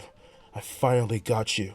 Itachi, to his surprise, however, smiles as this reminded him of the Itachi he used to know. This gave the older brother time to touch him on the forehead and alerted Sasuke with body flicker away. "What did you do to me, huh? Your genjutsus don't work on me anymore." Itachi would manage to stand, and his sickness is kind of taking over, so with his last moments he approaches Sasuke, but Sasuke would ready a Chidori and blitz him before ripping him through the stomach. He's alerted, and he's overwhelmed by anger, and he looks up and however sees Itachi smiling before he then tapped him on the head again. "I will always love you." Itachi then hangs by Sasuke's arm as he rips it out and he falls over, and Sasuke stands there perplexed, wondering why he would waste his last breath on something so insignificant. His thoughts are then interrupted by an attack, however, as he's hit by Samehada, who crushes his arm and cracks his ribs, and he craters into the ground with Kisame making himself known. "Nothing personal, kid. Boss's orders, says Kisame. The mirth then grows and slowly heals Sasuke, but with him having used the Mangekyo, he's just very tired, and it's hard for him to even see the man who was currently speaking. He could tell it was Kisame, though, but then he was able to even see Kisame's entire torso explode as he falls over, completely ruined, to show Naruto behind him. "Sorry I'm late." Sasuke recognizes this voice and asks what he's doing here, and Naruto walks to him, healing him fully as he quickly gains a normal state, and with a heavy breath he thanks Naruto, only for a stinging headache to hit him. He holds onto his head in pain, but Naruto doesn't do anything because he understands from his soul changing, using his soul sight, this is a change that Sasuke needed. Instead, he walks to Samehada and picks it up, with it instantly starting to suck his chakra, and he would say, "Ah, can't have that." Gripping the sword even harder, he envelops it with his purple chakra, and it contorts to a much smaller shape, and as such the bandages fall off to show a blade, and at its handle will be snapping purple tendrils akin to tentacles. "I'm gonna keep you in my collection." "Sasuke, you good?" Sasuke's scream has come to a stop, so he guessed that he must have been done whatever he was supposed to get, and Sasuke looks shaken. And as he tries to rise, however, Naruto grabs him by the shoulder and says to sit down. "Tell me about it." Sasuke would then sit down as Naruto sits by him, saying, "Don't worry, this is about to end real soon anyway. It's just you and me for a while." We then go farther into the Land of Lightning, where the final battle will be proceeding, with Shinobi fighting against reanimations left and right, while also trying to deal with the giant Zetsus that were present. Using his partial transformation, however, Choji would easily crush one of these creatures with his hand, and keep up with Nakamura would then blast past him using Fang over Fang to rip through many more of them until they landed. "Wow, he took them all out in seconds," the ninja would be saying, as Kiba would say, "Seriously, does that guy ever get tired?" As he would look up afar to see Kabuto still battling it out with the giant Geto statue, and atop it would be Nagato. The two giants would clash and butt heads before then being pushed back, as atop the statue, Nagato orders for it to fire, and opening its mouth, the creature begins to gather an eerie amount of chakra, and its very presence, the presence of that chakra, gave everyone the feeling of death, and the Kage didn't know how to counter it. "Nagato, this is not gonna bring peace," says Jiraiya. "It doesn't need to. A world like this shouldn't exist at all, Sensei," Nagato would say, as he would then have the statue fire, and creating a wall with the special release, Oniki would try his best, but the barrier is just breached. He creates many more layers, but they're all destroyed as well. "All of you, get out of the way if you want to live," said Onoki, and quickly the ninja go to leave, but find themselves stopped by the reanimations and Hidan and Kakuzu, who were still alive and trying to, pursue in the war. Using his puppets as a barricade, Kakuzu tells his shinobi to stay where they are. Don't make this troublesome, he would say. On his side, Kakuzu will rip through some shinobi and bask in the blood as he sprayed it about, but his laugh comes to a stop when he feels something hitting him, his feet. Looking down, he sees that there was a walking hand tapping him. The hell? The hand would then grow a mouth, as it would say, explode, and Hidan's face would begin to twitch as his face bulges and he writhes in pain, while around him the people he had hacked up begin to reform until they came back, only to be sprayed by Hidan's blood when he explodes to pieces. Ironic, I know. They were left confused, but also relieved, and maybe a little traumatized, but then again, they're shinobi. Is it him? Is that necromancer guy here? They would be thinking, and far off, these resurrected men would then see an explosion hit Kakuzu, and from that explosion leaps out Naruto. Let's finish this fast and quick, he would yell, and looking up, the Konoha 11 end up catching a glimpse of the boy they were always trying to keep at bay and keep away, but now he was helping them, of course excluding Kiba, Shikamaru, and Choji. Naruto flies towards the approaching Biju Bomb until he comes to a stop right in front of it, and behind him are the surprised Kage, as Naruto would say, "You want some help? I don't like this guy either." The brat says, "Hey, you can take this down?" asks Mei. Naruto would say, "No, but I can do this." Blasting forward, he heads right into the attack with everyone thinking he's crazy, but just as he makes contact with the orb, he absorbs it and all its chakra, leaving everyone and Nagato shocked as Naruto takes all that power, and he then points to Nagato, forming a cannon from his arm. Bang. With these words, he pierces Nagato's heart using a Biju blaster, while also releasing the souls and the spirits of the tailed beast from him. It's Naruto. He came to help us, Hinata would say, and Gaara, seeing Naruto help them again, would have just been left smiling, and Gamabunta would then poof, letting all the Kage fall, and they would thud to the ground. Meanwhile, Naruto flies up and touches the Geto statue, and it would revert to a much smaller size, now being a smiling bobblehead looking doll. Turning mid-air, Naruto also saw the battle was still raging, and he makes a hand sign as he would then make a clone appear beside him, and it begins to descend until it lands and its hand strikes the ground.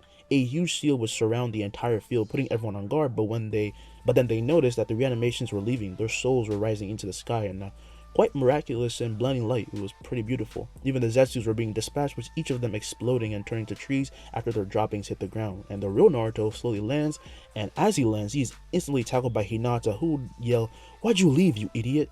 As he crashes to the ground, Naruto says to calm down as she would be tightening her grip, and Naruto would scream as he just heard his back break. How is that even possible? I didn't know you could hurt my soul. Kiba and everyone present at the front watch baffled as the necromancer is defeated by a hug, and Kiba would ask, "What are you doing, man?" Realizing what she was doing, Hinata then got off Naruto, who then jumped back up saying, "Sorry, okay, but I can't come back. It doesn't feel right." He then ruffled her hair as she says, "You could have told us." "Well, it's not like any of you guys look like you cared," says Naruto. Hearing this, the Konoha 11 feel their guilt rise, but he is right, so they did keep trying to avoid him, like I keep saying, minus Kiba, Choji, and Shikamaru. And this is when they hear a voice. "Have you humans forgotten this is a war?"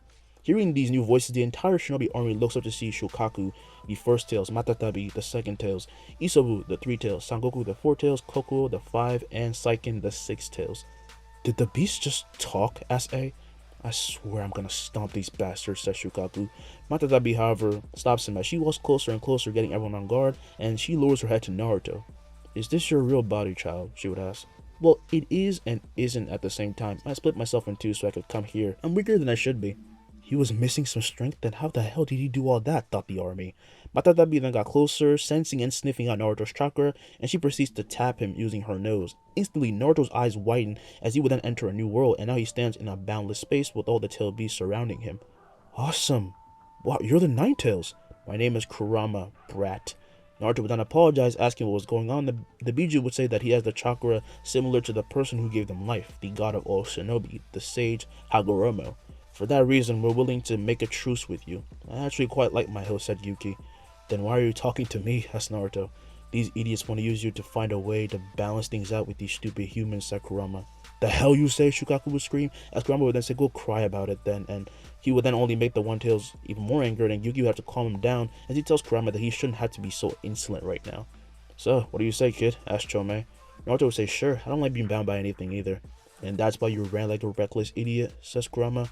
"Fair enough, but now I really did find my essence. And funny thing is, it wouldn't have happened if you weren't with me, so in a kind of messed up way, thank you." These words surprise Kurama, who calls him weird, and Naruto says everyone says that, and he begins to just laugh it off like he always does. and then he returns to the real world as Matatabi backs away, with all of that having happened in the blink of an eye for everyone. For Naruto, it was of course longer, and the two tails would say, "You better keep your end of the deal." Naruto would salute to her, saying, "Yes, ma'am," and she laughs, being amused, as Kiba would say, "You made a tail beast laugh? The hell?" Without saying another word, the beast would then disappear in a flash and split up, leaving everyone at a loss for words, while Naruto turns to face the Kage specifically. "We have a lot to talk about." "We can do that later," says Jiraiya. "Oh, yeah, after that, though," says Naruto. "Find me in the land of waves. We'll meet up in 3 days." He would then poof and Onoki would start to stretch, saying, "In one swoop, he completely took control. And we're sure he doesn't care about the nations at all." Knowing Naruto, he probably did that by accident and on a whim, says Shikamaru. And we will now have a time skip. With the war coming to an end, taking all the reanimations still has to be done, and seals are made by the allied nations, and they find the main Zetsu, which they do kill. Black Zetsu was already killed by Naruto because he was on Nagato, so everything really does come to a stop. Naruto holds his own kind of summit at his own base, where he relays the information of the Biju to the Kage. At first they find it hard to believe, but when they enter the world that Naruto has named the Innate Domain and met with the beasts, they actually made an alliance with them, because the beasts weren't raging and weren't like animals. They were dignified. So a balance came to be, and a balance between the four nations came to be, and that includes Naruto's own nation, which will come soon. And seeing that the Biju were actually trying to cooperate, they didn't try to like do anything. They just keep it as a pact. It's a pact. This is the details of the pact. 1. Naruto will work as mediator between the two sides.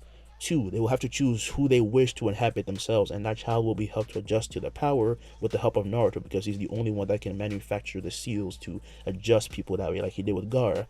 And 3. Trying to use Biju for war in any way is prohibited. So this causes Naruto to create his own village, his own nation, the village hidden in the waves. Because he was already massively supported there, he brought his men over and started expanding, taking in misfits, beggars, or peddlers in need for a better life. So no one called him Kage actually, they referred to him as boss by everyone, which always made him laugh. The village also expands way more, like a lot, and becomes a nation, like I said, and they get more citizens, but Naruto still did as he pleased, making him quite an unpleasant man at times to the Kage, but when push came to shove, he would do what he would have to for his friends and his land. As for the leaf, Kurama did not want to return to them, so Naruto made a compromise. They shared half of Shikaku with Gaara, while Lee kept the other half, and as such, that is their new Jinchuriki now. Soon the stigma around being a Jinchuriki was gone anyway, so instead of being mad at him or anything, because they already knew Lee, like unlike they knew Naruto, who was born becoming a Jinchuriki, they accept him much more, and even adored him at some point. He met up with Naruto again, and they had to, their own fight. He lost, but that's not the point of the fight. He just wanted to fight him, friendly match. As for Sasuke, with the memories of his brother being ingrained in his mind, he soon left the leaf, being unable to stand them, and he instead moved to the waves. There he found peace and refuge beside Naruto, who soon became his best friend. And after all of that, something interesting happened, and I'm doing this for y'all who won't stop bugging me about it, and I did it in a way that would make me satisfied. 16 years passed, making a 15-year-old Naruto turned 31 soon, as we find him sleeping in his chambers, and as he slept, in walked Ino. "Naruto, get up." Walking to him, she will try to shake him awake, but he did not respond, as he would then out of nowhere grab Ino by the head and bring her in, and she ends up sleeping beside him with her face, of course, blushing, and she would say, "Geez, you have a lot of work, just get up." And Karin would then walk in saying, "Yep, he's out cold." Running up to her would be her daughter, at this point, Sarada, with orange hair and whisker marks, who would then jump onto the bed with Ino and Naruto while messing with Naruto's face. Dad looks funny," she would say. And as she says this, in then runs Boruto, with Hinata walking in behind, and Ino's son Inojin follows, and they all jump in bed messing with Naruto, with their mother saying to let their father sleep. But in one swoop, Naruto wakes up, bringing them all for a hug and surprising them. "No fair getting to jump in on us," said Boruto, and Naruto would say, "That's why you shouldn't mess with Daddy's sleeping time." The three, however, would then poof, and they appear jumping out of the window beside, and Boruto would create a trail of roots that he rides down on. Sarada blasts down using flames for her feet, and Inojin claps his hand, summoning a Shikigami he calls Nue. And standing from the bed, Naruto begins to stretch. "Sorry guys, time for another chase. Get back here, you three." Leaping out the window, he goes after them with a wide smile, as from below, Jugo and a grown Inari see them, as do most people, because it's hard to miss, and Inari would yell, "Don't hit anything on the way down." And as he does, Naruto would play what he inappropriately named tag with his kids, and this story comes to an end. Yes, I did a harem, now you can shut up about it. This is the end of the video, and again, thank you guys so much for 22k. Hope you like this. I really hope you do, because I never thought I'd have so much fun writing a movie. But this was awesome. I don't even mind doing the harem thing, because I didn't really make it cringe. They're not all up on it. They're adults. They can act mature about shit while also being adorable. Point is, those Keiki Genkais, they are definitely the ones that what's it called? Mahito's like accomplices have. Boruto has a sort of word release that's Hanami bait, like from Hanami, the tree spirit. Sarada's powers are from Jogo and Inojin. Obviously, that's my boy Megami right there. Ten Shadows technique. I hope you like that little touch for those of you who have reached this part. And I just hope you enjoyed this entire series. It was so fun to make. And again, thank you so much for 22K. Peace. This ain't what you want, bitch, I'm a fucking phenomenon.